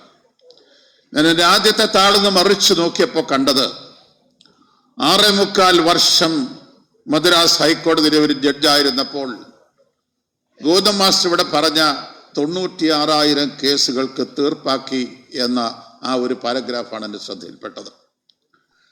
ഞാൻ ഡൽഹിയിലെ ഒരു കേരളീയനായ സുപ്രീം കോടതി ജഡ്ജിയുടെ യാത്രയയപ്പ് യോഗത്തിൽ ഒരിക്കൽ പങ്കെടുത്തിരുന്നു. അദ്ദേഹത്തിൻ്റെ പേരെനിക്ക് പറയാൻ നിവൃത്തിയില്ല. പക്ഷേ അത് കഴിഞ്ഞ് ആ സദസ്സിൽ നിന്ന് അദ്ദേഹത്തിൻ്റെ ചില സുഹൃത്തുക്കൾ എന്നോട് പറഞ്ഞത്, അദ്ദേഹം പൂർണ്ണമായി കേട്ടുകഴിഞ്ഞ എല്ലാ ഹിയറിംഗും പൂർത്തിയായ 100 കണക്കിന് കേസുകളുടെ ജഡ്ജ്മെന്റ് എഴുതാതെയാണ് അദ്ദേഹം പോകുന്നത് എന്നാണ്. Your Honor, in fact, I don't know whether you can follow what I am saying. A Supreme Court judge on this sea of ceremony, I was told by somebody that after complete hearing of the cases, hundreds of cases, judgments were not written by a Supreme Court judge. In less than 7 years' time, you could write the judgment of 96,000 cases. ഇന്ന് ഇന്ത്യയിലെ കോടതികളിൽ കെട്ടിക്കിടക്കുന്ന കേസുകളാണ് justice denied എന്നാണ് നാമൊക്കെ വിശ്വസിക്കുന്നത്. ഒരു കാലത്തും തീരാത്ത വണ്ണം ഇന്ത്യൻ ജുഡീഷ്യറിയുടെ, ഇന്ത്യയിലെ നീതിന്യായ വ്യവസ്ഥയിൽ എന്തുമാത്രം വലിപ്പം മാറ്റങ്ങൾ ഉണ്ടായിരുന്നാലും തീരാത്ത അത്ര കേസുകൾ കെട്ടിക്കിടക്കുക. ഒരുപക്ഷെ അദ്ദേഹത്തെ എത്ര പ്രശംസിച്ചാലും അധികമാകാത്ത ഒരു ട്രാക്ക് റെക്കോർഡാണ് ജസ്റ്റിസ് ചന്ദുവിൻ്റെത് എന്നത് എന്നെ അത്ഭുതപ്പെടുത്തിയ ഒരു കാര്യമാണ്. അദ്ദേഹത്തിൻ്റെ പുസ്തകം ഏറ്റുവാങ്ങാൻ കഴിഞ്ഞത് ഒരു ബഹുമതിയായി ഞാൻ കരുതുന്നു. ഇവിടെ നാം ചർച്ച ചെയ്യുന്നത് ഇന്ത്യൻ ഫെഡറലിസവും ഗവർണറുടെ അധികാരങ്ങളും എന്ന വിഷയമാണ്. ഇത് ചർച്ച ചെയ്യാൻ നമ്മെ പ്രേരിപ്പിച്ച സാഹചര്യങ്ങളെക്കുറിച്ച് ഇവിടെ സൂചിപ്പിക്കുകയുണ്ടായി. അതിവിദഗ്ധമായ ഓർമ്മകളിൽ നിന്ന് ഇങ്ങനെ ഇതളുകൾ വിരിയുന്നത് പോലെ ജസ്റ്റിസ് ചന്ദ്രു ഇവിടെ അവതരിപ്പിച്ച ഇന്ത്യയിലെ ഗവർണർമാരുടെ കടും കൈകളെക്കുറിച്ച്, ഇന്ത്യയിലെ ഗവർണർമാർ നടത്തിയിട്ടുള്ള ഭരണഘടനാ ലംഘനങ്ങളെക്കുറിച്ച് അദ്ദേഹം ഇവിടെ പ്രതിപാദിച്ചത് അത്ഭുതത്തോടുകൂടി, ആദരവുകളോടുകൂടിയാണ് നമ്മൾ കേട്ടിരുന്നത്. ഇവിടെ ഇന്ന് കേരളം നേരിടുന്ന ഒരു ഗവർണറുടെ ഭരണഘടന വ്യാഖ്യാനിക്കുന്നതിൽ, മനസ്സിലാക്കുന്നതിൽ അദ്ദേഹത്തിന് സംഭവിച്ചു പോയ അപാകതകളുടെ പേരിൽ ഈ സംസ്ഥാനം അനുഭവിക്കുന്ന ദുരിതങ്ങൾ നമ്മൾ നേരിട്ടുകൊണ്ടിരിക്കുകയാണ്. നമ്മുടെ മുൻപിലുള്ള ഏറ്റവും വലിയ പ്രശ്നം എന്താണ്? ഇന്ത്യയുടെ ഭരണഘടന അത് നിലനിൽക്കണം. ഇന്ത്യൻ ഭരണഘടന എന്ന് പറയുന്നതാണ് ഇന്ത്യയുടെ നിലനിൽപ്പിന്റെ അടിസ്ഥാനം. ഇന്ത്യ ഒരു മതേതര ജനാധിപത്യ രാഷ്ട്രമായി നിലനിർത്തുന്നത് ഇന്ത്യയുടെ ഭരണഘടനയാണ്. ആ ഭരണഘടന നിലനിൽക്കുമോ എന്ന ഒരു ചോദ്യം 13-12 മാസം കഴിഞ്ഞാൽ ഇന്ത്യയിൽ വീണ്ടും ഒരിക്കൽ കൂടി ഒരു തെരഞ്ഞെടുപ്പാണ്. 2024 ഇന്ത്യയിലെ ഒരു തെരഞ്ഞെടുപ്പിന്റെ വർഷമാണ്. ഇവിടെ നേരത്തെ ഗോവിന്ദൻ മാസ്റ്റർ സൂചിപ്പിച്ചതുപോലെ ഇവിടെ ഒരു മതേതര ജനാധിപത്യ ഗവൺമെന്റ് അല്ല ഉണ്ടാവേണ്ടത്, ഇന്ത്യ ഒരു മതേതര രാഷ്ട്രമല്ല ആവേണ്ടത് എന്ന് ഉറച്ച് വിശ്വസിക്കുന്നവരുടെ ഭരണത്തിന്റെ കീഴിലാണ് ഇന്ന് ഈ രാജ്യം. അതുകൊണ്ട് 24 നിർണായകമായ ഒരവസരമാണ്. വീണ്ടും ഒരിക്കൽ കൂടെ നമ്മുടെ ഭരണഘടന മാറ്റാൻ കഴിയുന്ന ഒരു ഭൂരിപക്ഷത്തോടുകൂടി ഒരു ഗവൺമെന്റ് അല്ലെങ്കിൽ ഇന്നത്തെ ഗവൺമെന്റ് അധികാരത്തിൽ വന്നാൽ ഉണ്ടാകുന്ന അപകടങ്ങളെ കുറിച്ച് വളരെ വ്യക്തമായ ബോധ്യമുള്ളവരാണ് നാം ഒക്കെ. ഇന്ത്യയുടെ ഭരണഘടനാ ശില്പികൾ ഭരണഘടന എഴുതിയതിനെ കുറിച്ച് ഒക്കെ, ഭരണഘടനയെക്കുറിച്ച് തന്നെ ഒരുപാട് വിവാദങ്ങളൊക്കെ ഉണ്ട്. ഈ അടുത്ത കാലത്ത് ആ ഭരണഘടനയെക്കുറിച്ച് വളരെ തെറ്റായ ഒരു പരാമർശം ഉണ്ടായപ്പോൾ, എൻ്റെ വളരെ അടുത്ത ഒരു സുഹൃത്തിൻ്റെ ആണ് ഒരു നാവ് പിഴ പോലെ ഒരു പരാമർശനം ഉണ്ടായപ്പോൾ അതിൽ വളരെ ദുഃഖിച്ച ഒരാളാണ് ഞാനെന്ന് മാത്രമല്ല ഒരുപാട് ആളുകൾ. കാരണം കോൺഗ്രസ്സുകാർ എഴുതിയതല്ല ഇന്ത്യയുടെ ഭരണഘടന. ഇന്ത്യയുടെ ഭരണഘടന എഴുതിയ ഭരണഘടനാ ശില്പി എന്ന് നമ്മൾ അവകാശപ്പെടുന്ന അംബേദ്കർ കോൺഗ്രസ്സുകാരനായിരുന്നില്ല. പണ്ഡിറ്റ് ജവഹർലാൽ നെഹ്റുവിനോടോ അല്ലെങ്കിൽ ആ കോൺസ്റ്റിറ്റ്യൂവന്റ് അസംബ്ലിയിൽ ഉണ്ടായിരുന്ന കോൺഗ്രസ് നേതാക്കളോടോ മാത്രമല്ല, മഹാത്മജിയോട് പോലും അതിശക്തമായി വിയോജിച്ചിട്ടുള്ള ഒരാളായിരുന്നു ശ്രീ അംബേദ്കർ എന്ന് നമുക്കറിയാം. അദ്ദേഹമാണ് ഭരണഘടനാ ശില്പിയായി ഈ ഭരണഘടന ഡ്രാഫ്റ്റ് ചെയ്തതിന്റെ മുഖ്യ ആൾ ശ്രീ അംബേദ്കറാണ്. അതുപോലെ ഒരുപാട് ആളുകൾ വലതുപക്ഷത്തു നിന്നും ഇടതുപക്ഷത്തു നിന്നും ഒക്കെയുള്ള ഒരുപാട് ബുദ്ധിജീവികളായ ആളുകൾ ഈ ഭരണഘടന എഴുതുന്നതിന് തീരുമാനമെടുത്തവരാണ്. ഇന്ത്യയുടെ ഒരു സുഹൃതം പോലെ, ഒരു ഭാഗ്യം പോലെ നമുക്കുണ്ടായ ഈ ഭരണഘടന എന്ന് പറയുന്നത് ലോകത്തിലെ ഏറ്റവും വലിയ ലിഖിത ഭരണഘടനയാണ്. എന്ന് മാത്രമല്ല, ആ ഭരണഘടന ലോകത്തിലെ ഏറ്റവും അധികം ഒരു മതേതര ജനാധിപത്യ രാഷ്ട്രം എന്നുള്ള നിലയ്ക്ക് ഇന്ത്യക്ക് നിലനിൽക്കാൻ, വ്യക്തികളുടെ സ്വാതന്ത്ര്യം ഏറ്റവും കൂടുതൽ നിലനിർത്താൻ, മൗലിക അവകാശങ്ങൾ ഏറ്റവും കൂടുതൽ നിലനിർത്താൻ ഉപയുക്തമായ ഒരു ഭരണഘടനയാണ് ഇന്ത്യക്ക് ഉള്ളത് എന്നതാണ് നമ്മുടെ ഏറ്റവും വലിയ സൗഭാഗ്യം. ആ ഭരണഘടന ഒരു പക്ഷേ ഇവിടെ ഗോവിന്ദ മാസ്റ്റർ പറഞ്ഞതുപോലെ ഒരു ജനകീയ ജനാധിപത്യ സംവിധാനത്തിന് പൂർണ്ണമായി അംഗീകരിക്കാൻ കഴിയുന്നതാവില്ല. പക്ഷേ ഇന്ത്യ എന്ന് പറയുന്ന രാജ്യം കടന്നു വന്ന ഒരു കാലഘട്ടമുണ്ട്. ആ കാലഘട്ടത്തിന്റെ എല്ലാ അതിപ്രസരങ്ങളെയും അതിജീവിച്ചുകൊണ്ട് ഈ ഭരണഘടന മതത്തിന്റെ അല്ലെങ്കിൽ പുരാണങ്ങളുടെ അല്ലെങ്കിൽ ഇതിഹാസങ്ങളുടെ റിഫ്ലക്ഷനുള്ള ഒരു ഭരണഘടനയാവണം എന്ന് ആഗ്രഹിച്ചവരുണ്ട്. അടിസ്ഥാനത്തിലുള്ളതാവണം എന്ന് ആഗ്രഹിച്ചവരുണ്ട്. പക്ഷെ പണ്ഡിറ്റ്ജിയെ പോലുള്ള ആളുകളൊക്കെ അതിനെ അതിശക്തമായി എതിർത്തുകൊണ്ട് ഒരു മതേതര സംവിധാനം നിലനിർത്തുന്നതിന് വേണ്ടി ഒരു ഭരണഘടനയാണ് നമുക്കുണ്ടാകാൻ കഴിഞ്ഞത്. അതാണ് ഇന്ത്യയെ സംബന്ധിച്ചിടത്തോളം സ്വാതന്ത്ര്യത്തിലെ പല സ്വാതന്ത്ര്യ സമര കാലഘട്ടത്തിൽ തന്നെ പരസ്പര വിരുദ്ധമായ പല പ്രവണതകളും ഉണ്ടായിരുന്നു. ആ പ്രവണതകൾ പരസ്പരം മത്സരിച്ചും അനുകൂലിച്ചും എതിർത്തുമൊക്കെ പോയി ശാഖോപശാഖകളായി പോയ ഒരുപാട് പ്രവണതകൾ, അതെല്ലാം കൂടി അതിൻ്റെ ഒരു ആകത്തുകയായിട്ടാണ് ഇന്ത്യക്ക് ഒരു ഭരണഘടന ഉണ്ടായത് എന്ന് നമുക്കറിയാം. ആ ഭരണഘടന നിലനിൽക്കുന്നിടത്തോളം കാലം ഇന്ത്യ ഒരു മതേതര ജനാധിപത്യ രാജ്യമായി നിലനിൽക്കും. ആ ഭരണഘടന ചോദ്യം ചെയ്യപ്പെടുന്ന, അപകടത്തിലാകുന്ന ഒരു സാഹചര്യങ്ങളിലേക്ക് ഇന്ത്യ പോകാതിരിക്കണം എന്നതാണ് നാം ഇന്നിവിടെ ആഗ്രഹിക്കുന്നത്. ഭരണഘടനയുടെ അടിസ്ഥാന basic structure of the constitution എന്ന് പറയുന്നത് തന്നെ അതിൻ്റെ മുഖ്യമായ ഒന്നാണ് ഫെഡറലിസം എന്ന് പറയുന്നത്. ഇന്ത്യ ഒരു ഫെഡറൽ റിപ്പബ്ലിക്കായി നിലനിൽക്കുമ്പോഴും നമുക്കറിയാം ആ ഫെഡറലിസം ഇന്ന് കുറേശ്ശെയായി നഷ്ടപ്പെട്ടുകൊണ്ടിരിക്കുകയാണ്. ഇവിടെ ശ്രീ തോമസ് ഐസക് പറഞ്ഞ, അദ്ദേഹം ധനകാര്യമന്ത്രിയായിരുന്ന കാലത്താണ് ഇന്ത്യയിലെ GST നടപ്പാക്കുന്നത്. ഒരു സംസ്ഥാന ഗവൺമെന്റിന് ഏറ്റവും കൂടുതൽ അധികാരമുള്ളത് സെയിൽ ടാക്സ് അല്ലെന്നൊരിക്കൽ ടാക്സ് പിരിച്ചെടുക്കാനുള്ള അധികാരമാണ്. ആ അധികാരം ഇന്ന് GSTക്ക് വിട്ടു. കേന്ദ്ര ഗവൺമെന്റിന്റെ വാഗ്ദാനം ആദ്യത്തെ കുറെ വർഷങ്ങളിലേക്കുണ്ടാകുന്ന നഷ്ടം നികത്താമെന്നാണ്. ഈ സംസ്ഥാനം ഭരിക്കുന്ന ഗവൺമെന്റ് ഇന്ന് സാമ്പത്തിക പ്രതിസന്ധിയിലാണ്. പക്ഷേ കേരളത്തിലെ ഗവൺമെന്റ് അടക്കം വിവിധ സംസ്ഥാന ഗവൺമെന്റുകൾക്ക്, തങ്ങളുടെ അല്ലാത്ത സംസ്ഥാന ഗവൺമെന്റുകൾക്ക് കേന്ദ്രം കൊടുക്കാനുള്ള കടം എത്രയാണെന്ന് അറിയുമോ? GSTയുടെ ഒരൊറ്റ ഇനത്തിൽ തന്നെ സംസ്ഥാന ഗവൺമെന്റുകൾക്ക് കിട്ടാനുള്ളത് ആയിരക്കണക്കിന് കോടി രൂപയാണ്. പക്ഷെ ഇവിടെ നമുക്ക് നമ്മളെ സാമ്പത്തികമായി ഞെരുക്കി തെരഞ്ഞെടുക്കപ്പെട്ട ഭരണകൂടങ്ങളെ സാമ്പത്തികമായി ശ്വാസം മുട്ടിക്കാൻ കഴിയുമോ എന്നുള്ളതാണ് കേന്ദ്ര ഗവൺമെന്റ് ഇന്ന് നോക്കുന്നത്. അവർ വാഗ്ദാനം ചെയ്തിട്ടുള്ള പണം പോലും, GSTയുടെ പേരിൽ നമുക്ക് നഷ്ടപ്പെട്ടിട്ടുള്ള പണം പോലും നമുക്കിത് ലഭിക്കുന്നില്ല എന്നതാണ് സത്യം. നമുക്ക് തന്നെയല്ല, മറ്റു പല സംസ്ഥാനങ്ങൾക്കും.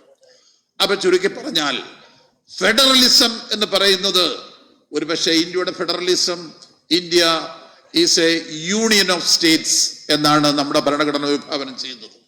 ഒരിടത്തും നമ്മുടെ ഭരണഘടനയിൽ ഫെഡറലിസം എന്ന് പറഞ്ഞിട്ടില്ല. India is a union of States. പക്ഷേ ഇത് കൂടുതൽ ഫെഡറൽ ഇൻ ക്യാരക്ടറായി മാറുന്ന ഒരു സാഹചര്യത്തെ കുറിച്ചാണ് പുരോഗമന ജനാധിപത്യ പ്രസ്ഥാനങ്ങൾ ചിന്തിക്കേണ്ടത്. കൂടുതൽ ഇന്നത്തെ ഫെഡറൽ ക്യാരക്ടർ നഷ്ടപ്പെടാതിരിക്കാൻ നമ്മുടെ നിയമം, അതുപോലെ തന്നെ നീതിന്യായ വ്യവസ്ഥ, അതുപോലെ തന്നെ വ്യക്തികളുടെ സ്വാതന്ത്ര്യം, ഇതെല്ലാം നിലനിൽക്കുന്നത്, ഒരു മതേതരത്വം, ഇതൊക്കെ നിലനിൽക്കുന്നത് ഈ ഭരണഘടനയിലൂടെയാണ്. ആ ഭരണഘടനയുടെ ഫെഡറൽ ക്യാരക്ടർ അത് നിലനിർത്തുക എന്നതാണ് ഇന്ന് ഇന്ത്യയെ സംബന്ധിച്ചിടത്തോളം ഏറ്റവും വലിയ വെല്ലുവിളി. ഇവിടെ നാം ഫെഡറലിസത്തെ കുറിച്ചും അതുപോലെ തന്നെ ഗവർണറുടെ അധികാരങ്ങളെക്കുറിച്ചും പറയുന്നു. നമ്മുടെ സംസ്ഥാനത്ത് മാത്രമാണ്, പല സംസ്ഥാനങ്ങളിലും ഗവർണർമാർ, തമിഴ്നാട്ടിലും ഒക്കെ ഗവർണർമാർ നടത്തുന്ന സാഹസങ്ങളെ കുറിച്ചൊക്കെ ജസ്റ്റിസ് ചന്ദ്രു ഇവിടെ പറഞ്ഞു. പക്ഷെ നമ്മൾ ഇന്നിവിടെ കാണുന്നത് വൻപിച്ച ഭൂരിപക്ഷത്തോടുകൂടി ജനങ്ങൾ തെരഞ്ഞെടുത്ത ഒരു ഭരണകൂടത്തിന്റെ മുഖത്ത് നോക്കി ഒരു ഗവർണർ പരസ്യമായി പത്രസമ്മേളനങ്ങളിലൂടെ ഈ ഗവൺമെന്റിനെതിരായി അട്ടഹസിക്കുന്നതാണ്. ഇങ്ങനെ ഒരു സ്ഥിതിവിശേഷം ഇന്ത്യയുടെ ചരിത്രത്തിൽ ഉണ്ടായിട്ടില്ല. ആരാവട്ടെ ഗവർണർ, ആര് തന്നെ ആയിരുന്നാലും ശരി, അദ്ദേഹം എടുക്കുന്ന തീരുമാനങ്ങളുടെ തെറ്റും ശരിയിലേക്കൊന്നുമല്ല ഞാൻ പോകുന്നത്. അത് ജനാധിപത്യ പ്രക്രിയയുടെ മുഖത്തേക്ക് കാർക്കിച്ചു തുപ്പുന്നതിന് തുല്യമാണ്. ഇത് നമുക്ക് സഹിക്കാനാവുമോ? കേരളം പോലുള്ള ഒരു പുരോഗമന വീക്ഷണമുള്ള ജനങ്ങളുടെ മുൻപിൽ ഈ കേരളത്തിലെ ഗവർണറുടെ ഭാഗത്തു നിന്നുണ്ടായിക്കൊണ്ടിരിക്കുന്ന ഈ പ്രവർത്തനങ്ങൾ, ഈ നടപടി നമുക്ക് പൊറുക്കാനാവാത്തതാണ്. ഇതിനെതിരായ അതിശക്തമായൊരു പ്രചരണം ഉണ്ടാവണം. ഇത് ഗവർണറും മുഖ്യമന്ത്രിയും ഗവർണറും മാത്രം മറുപടി പറയേണ്ട ഒരു വിഷയമാണ് എന്ന് ഞാൻ കരുതുന്നില്ല. ഈ സംസ്ഥാനത്ത് മാത്രമല്ല, ഇന്ത്യ ഒട്ടാകെ ഈ ഗവർണർമാരുടെ നടപടികൾക്കെതിരായ, ഗവർണർ പദവിയെ കുറിച്ച് ഇവിടെ പറഞ്ഞു, ഗവർണർ പദവി വേണോ വേണ്ടയോ എന്ന് കോൺസ്റ്റിറ്റ്യൂവന്റ് അസംബ്ലി എത്രയോ ചർച്ച ചെയ്തിട്ടുണ്ട്.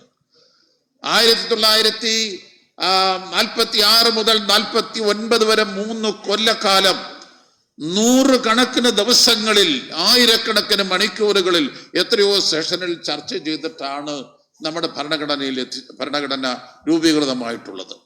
അവിടെ വളരെ വ്യക്തമായി ഗവർണർമാരുടെ അധികാരം, ബ്രിട്ടീഷുകാരുടെ കാലത്ത് ബ്രിട്ടീഷുകാർ നിയോഗിച്ചിരുന്ന അവരുടെ ഏജന്റന്മാരെ പോലെ കേന്ദ്ര ഗവൺമെന്റിന്റെ ഒരു ഏജന്റായി ഒരു ഗവർണർ ഇരിക്കുക. അങ്ങനെ ഇരിക്കുന്ന ഗവർണർക്ക് ഡിസ്ക്രിപ്ഷൻ ഉപയോഗിച്ചാൽ അത് തിരഞ്ഞെടുക്കപ്പെടുന്ന ഗവൺമെന്റുകളുടെ നേരെയുള്ള ഒരു വെല്ലുവിളി ആവില്ലേ എന്ന ചോദ്യം നമ്മൾ ഇന്ന് ചോദിക്കുന്നു. ആ ചോദ്യം കോൺസ്റ്റിറ്റ്യൂവന്റ് അസംബ്ലിയിൽ ഉയർന്നിട്ടുണ്ട്. ഇതൊരു പുതിയ കാര്യമൊന്നുമല്ല. വിവരക്കേടുള്ള പല ഗവർണർമാര് കാര്യങ്ങൾ മനസ്സിലാക്കാൻ സുപ്രീം കോടതിയുടെ വിധി ന്യായങ്ങൾ, അതുപോലെ തന്നെ കോൺസ്റ്റിറ്റ്യൂഷൻ, ഇതൊക്കെ വ്യാഖ്യാനിക്കാൻ, കോൺസ്റ്റിറ്റ്യൂഷന്റെ വ്യാഖ്യാനങ്ങളൊക്കെ വായിച്ച് മനസ്സിലാക്കാൻ കഴിയാതെ ഗവർണറുടെ ഡിസ്ക്രിഷണറി പവേഴ്സിനെ കുറിച്ച് മാത്രം വായിച്ച് വശായിട്ടുള്ള ഒരു ഗവർണറുടെ പ്രസ്താവനയാണ് കേരളത്തിൽ നമ്മൾ ഇന്ന് കാണുന്നത്. അതുകൊണ്ട് ഇത് ആവശ്യമില്ലാത്ത ഒരു സ്ഥാനമാണ് എന്ന ചിന്ത, അത് വളരെ ഉറച്ച ചിന്ത ശ്രീ HV കമ്മത്തിനെ പോലുള്ള ആളുകളൊക്കെ കോൺസ്റ്റിറ്റ്യൂവന്റ് അസംബ്ലിയിൽ ചർച്ച ചെയ്ത അവസരത്തിൽ ഉയർന്നിട്ടുണ്ട്. അന്ന് ശ്രീ അംബേദ്കർ പറഞ്ഞിട്ടുള്ള മറുപടി എന്ന് പറയുന്നത് ഇതൊരു ആലങ്കാരികമായ സ്ഥാനമല്ലേ, അതുകൊണ്ട് അതിനെക്കുറിച്ച് ഗൗരവപൂർവ്വം ചർച്ച ചെയ്യേണ്ട കാര്യമില്ലെന്നാണ്. ഇത് അദ്ദേഹം വായിച്ചിട്ടുണ്ടോ എന്നറിയില്ല. ഒരു മുഖ്യമന്ത്രിയെ വെല്ലുവിളിക്കാൻ, ഒരു ഭൂരിപക്ഷ ഗവൺമെന്റിനെ വെല്ലുവിളിക്കാൻ യാതൊരു അധികാരവും ഒരു ഗവർണർക്കില്ല. ഇത് ആലങ്കാരികമായ ഒരു പദവിയാണ് എന്ന് വ്യക്തമായി ഡോക്ടർ അംബേദ്കർ കോൺസ്റ്റിറ്റ്യൂവന്റ് അസംബ്ലിയിൽ പറഞ്ഞിട്ടുണ്ട്. ഈ കാര്യം വളരെ സ്പെസിഫിക്കായി ഇങ്ങനൊരു സാഹചര്യം ഉണ്ടായാൽ, ഇങ്ങനെ കേന്ദ്രത്തിന്റെ ഏജന്റായ ഗവർണർ സംസ്ഥാന ഗവൺമെന്റിന്റെ, തെരഞ്ഞെടുക്കപ്പെട്ട സംസ്ഥാന ഗവൺമെന്റിനെതിരായി ഒരു നിലപാട് സ്വീകരിച്ചാൽ എന്തായിരിക്കും അതിന്റെ പരിണിത ഫലം എന്ന് ചോദിച്ചവരുണ്ട്. ഈ സ്ഥാനം നിലനിർത്തണമോ എന്ന് കോൺസ്റ്റിറ്റ്യൂവന്റ് അസംബ്ലി ചർച്ച ചെയ്തിട്ടുണ്ട്. പക്ഷെ അവസാനം തീരുമാനിച്ചിട്ടുള്ളത് ഇവിടെ ഗവർണർ പദവി വേണമെന്നാണ്. ബ്രിട്ടീഷുകാർക്ക് അന്ന് പുച്ഛമായിരുന്നു. നമുക്ക് സ്വാതന്ത്ര്യം തരുന്ന കാലത്ത് നമുക്കൊന്നും ഈ ജനാധിപത്യം ഒന്നും അടങ്ങുന്നില്ല, ഇവർക്കൊന്നും ഇത് കൊണ്ടു നടക്കാനുള്ള കഴിവുള്ളവരല്ല, അതുകൊണ്ട് ഇന്ത്യയിലെ നിരക്ഷരരായ ജനങ്ങൾക്ക് ജനാധിപത്യം ഒന്നും അടങ്ങില്ല എന്ന് പറഞ്ഞ് നമ്മളെ ശപിച്ചിട്ടാണ് അവർ പോയത്. പക്ഷേ പല യൂറോപ്യൻ രാജ്യങ്ങളിലും ജനാധിപത്യം പരാജയപ്പെട്ടപ്പോഴും നിരക്ഷരരായ ഇന്ത്യക്കാര് ഇവിടെ ജനാധിപത്യം നിലനിർത്തിയിട്ടുണ്ട്. ഭരണകൂടങ്ങൾ വരികയും പോവുകയും ഒക്കെ ചെയ്യും. പക്ഷെ ജനാധിപത്യം അടിസ്ഥാനപരമായി ഇന്ത്യ രാജ്യത്ത് 70 വർഷത്തിനു ശേഷവും നിലനിൽക്കുന്നു എന്നത് നമ്മെ സംബന്ധിച്ചിടത്തോളം വലിയൊരു നേട്ടമാണ്. പക്ഷേ ആ ജനങ്ങളുടെ അധികാരം, ജനങ്ങൾ തിരഞ്ഞെടുക്കപ്പെടുന്ന ഗവൺമെന്റുകളുടെ അധികാരം, ആ അധികാരം കവർന്നെടുക്കാനും ആ അധികാരത്തെ ആക്ഷേപിക്കാനും ആ അധികാരത്തിന്റെ നേരെ കൊഞ്ഞനം കുത്താനും ഗവർണർ എന്ന പദവി ഉപയോഗിക്കുന്നതാണ് നാം ഇവിടെ കാണുന്ന ഏറ്റവും വലിയ വിരോധാഭാസം. ആ വിരോധാഭാസം അവസാനിപ്പിക്കാൻ കഴിയുന്ന ഒരു ജനകീയമായ അഭിപ്രായ രൂപീകരണമാണ് കേരളത്തിൽ ഉണ്ടാകേണ്ടത് എന്ന് ഞാൻ കരുതുന്നു. അതുപോലെ തന്നെ ഇന്ത്യൻ ഫെഡറലിസത്തിന് കത്തിവെക്കാൻ ശ്രമിക്കുന്ന കേന്ദ്രത്തിലെ ഭരണകൂടം ഇതൊരു യൂണിറ്ററി സ്റ്റേറ്റ് ആകണം. ഇന്ത്യൻ ഫെഡറലിസത്തിന് നിർഭാഗ്യവശാൽ കൂടുതൽ ഒരു യൂണിറ്ററി കേന്ദ്രത്തിന്റെ അനുകൂലമായ ഒരു ചായ്വുണ്ട് എന്നുള്ള വസ്തുത നമുക്ക് നിഷേധിക്കാനാവില്ല. മറ്റു പല രാജ്യങ്ങളെയും പോലെ ഒന്നിച്ച് വന്ന ഒരു യൂണിയൻ അല്ല നമ്മളെ സംബന്ധിച്ചിടത്തോളം. നമ്മുടെ ഫെഡറൽ ക്യാരക്ടറിനകത്ത് തന്നെ കേന്ദ്രത്തിന് കൂടുതൽ മുൻതൂക്കമുള്ള ഒരു ഫെഡറലിസമാണ് ഇന്ത്യയിൽ നിലനിൽക്കുന്നത് എന്ന് നമുക്കറിയാം. ഇന്ത്യയിലെ ഓരോ ഇഞ്ച് ഭൂമിയിലും 2 ഗവൺമെന്റുകളുണ്ട്. 2 ഗവൺമെന്റുകൾക്കും ലെജിസ്ലേറ്റീവ് പവേഴ്സ് ഉണ്ട്. 2 ഗവൺമെന്റുകളെയും ജനങ്ങൾ തിരഞ്ഞെടുക്കുന്നതാണ്. എന്നിരുന്നാൽ പോലും കൂടുതൽ കേന്ദ്ര ഗവൺമെന്റിന് അധികാരങ്ങളിൽ മുൻതൂക്കമുള്ള ഒരു സാഹചര്യം ഇവിടെ നിലനിൽക്കുന്നു. ഇത് അടിസ്ഥാനപരമായി നാം വിശ്വസിക്കുന്ന ജനാധിപത്യ സംവിധാനത്തിനെതിരാണ്. ഈ യാഥാർത്ഥ്യങ്ങൾ നാം കാണണം. ഫെഡറലിസം കൂടുതൽ ശക്തിപ്പെടണം. അതുപോലെ തന്നെ അധികാരമില്ലാത്തവർ അധികാരം പ്രയോഗിക്കുമ്പോൾ അതിനെതിരായ ജനകീയ അഭിപ്രായ രൂപീകരണം ഉണ്ടാകണം. ഇന്ത്യയുടെ ഏറ്റവും പവിത്രമായി, ഒരുപക്ഷെ നമ്മുടെ പുണ്യം എന്ന് നമുക്ക് പറയാം, നമുക്ക് ലഭിച്ചിട്ടുള്ള ഭരണഘടന അഭംഗുരം നിലനിൽക്കണം. വ്യക്തികളുടെ സ്വാതന്ത്ര്യമാണെങ്കിലും ഫെഡറലിസം ആണെങ്കിലും ഇന്ത്യയുടെ ജനാധിപത്യ സംവിധാനത്തിന്റെ എല്ലാ സവിശേഷതകളും നാം ഉൾക്കൊള്ളുന്നത് ഈ ഭരണഘടനയിൽ നിന്നാണ്. ആ ഭരണഘടന ഒരു പക്ഷേ ഒരു 3/2 ഭൂരിപക്ഷമുള്ള ഒരു ഗവൺമെന്റാണ് ഇന്നത്തെ ഗവൺമെന്റ്. വീണ്ടും അങ്ങനെയാണ് വരുന്നതെന്ന് വരികിൽ നമ്മുടെ ഭാവിയെ കുറിച്ച് വലിയ ശുഭപ്രതീക്ഷ നമുക്കില്ല. അതിനുള്ള ഒരു രാഷ്ട്രീയ സാഹചര്യങ്ങൾ ഇന്ത്യയിൽ ഉരുത്തിരിഞ്ഞ് വരട്ടെ എന്നാണ് ഫെഡറലിസത്തെ കുറിച്ചും അതുപോലെ തന്നെ ഗവർണർ അമിതാധികാരങ്ങൾ പ്രയോഗിക്കുന്നതിനെ കുറിച്ചും ആലോചിക്കുമ്പോൾ നമുക്ക് പറയാനുള്ളത്. ഞാൻ ദീർഘിപ്പിക്കുന്നില്ല. ഞങ്ങളൊക്കെ എന്ത് പറഞ്ഞാലും അതിനെല്ലാം കവിഞ്ഞു നിൽക്കുന്ന നിരവധി ഉദാഹരണങ്ങളിലൂടെ ഇന്ത്യയിൽ ഗവർണർമാർ അധികാരങ്ങൾ ദുരുപയോഗപ്പെടുത്തുന്നതിനെ കുറിച്ച് ജസ്റ്റിസ് ചന്ദ്രൂടെ പറഞ്ഞു. അത് നമുക്ക് വലിയൊരു പാഠമായിരുന്നു, വലിയൊരു അനുഭവമായിരുന്നു. വളരെ ഒരു താല്പര്യപൂർവ്വമാണ് നമ്മൾ അദ്ദേഹത്തെ കേട്ടുകൊണ്ടിരുന്നത്. അതിനപ്പുറത്ത് ഇനി ഒരു വാക്കും ഇന്നത്തെ ഈ സെമിനാറിൽ ആവശ്യമില്ല എന്നെനിക്കറിയാം. ഒരിക്കൽ കൂടെ ഈ ചർച്ചാവേദിയിലേക്ക് നിങ്ങളോടൊപ്പം പങ്കെടുക്കാൻ അവസരം തന്ന ഇതിന്റെ സംഘാടകരോട്, പ്രത്യേകിച്ച് എൻ്റെ ബഹുമാന്യ സ്നേഹിതൻ ശ്രീ തോമസ് ഐസക്കിനോട് നന്ദി രേഖപ്പെടുത്തിക്കൊണ്ട് ഞാൻ എൻ്റെ വാക്കുകൾ അവസാനിപ്പിക്കുന്നു. നമസ്കാരം.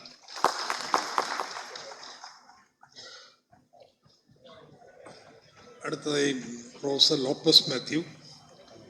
ഒരു വാഹനത്തിൻ്റെ താക്കോൽ ഇവിടെ കളഞ്ഞു കിട്ടിയിട്ടുണ്ട്. ആരുടെ വെച്ചാൽ വന്ന് വാങ്ങാം.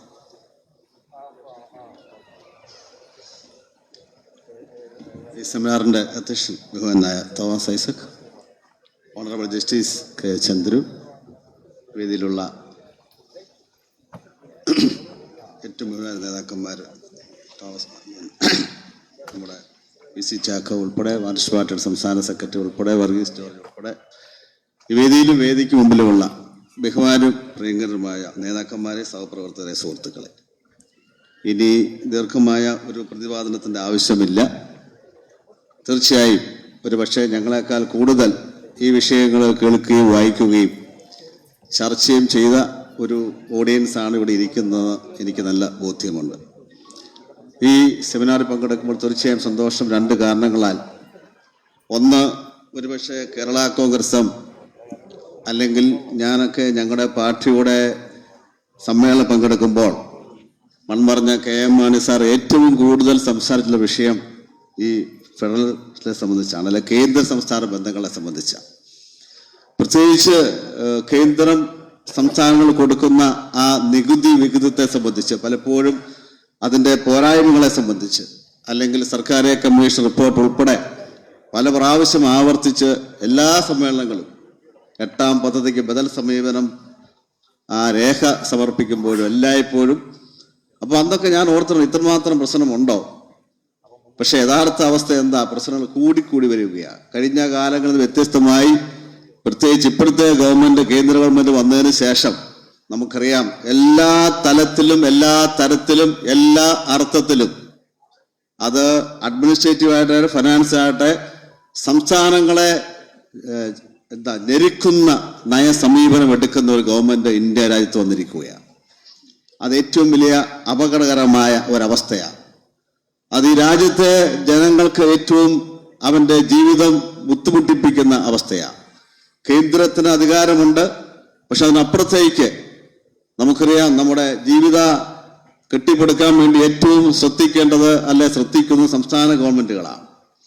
ആ ഗവൺമെന്റുകളെ ചുരുക്കുന്ന, അവരെ സാമ്പത്തികമായി ഞെരുക്കുന്ന, അവരെ എല്ലാ അർത്ഥത്തിലും ഞെരുക്കുന്ന ഒരു നയസമീപനമായ ഒരു ഗവൺമെന്റ് മുന്നോട്ട് പോകുമ്പോൾ, ഒരു യൂണിയൻ ഗവൺമെന്റ് മുന്നോട്ട് പോകുമ്പോൾ, യൂണിയൻ എന്ന് പറയുമ്പോൾ തന്നെ അതിന്റെ അർത്ഥം തന്നെ മനസ്സിലാക്കാതെയുള്ള കേന്ദ്ര ഗവൺമെന്റ് ഈ പോക്ക് ഏറ്റവും അപകടകരമാണ്, യാതൊരു സംശയവുമില്ല.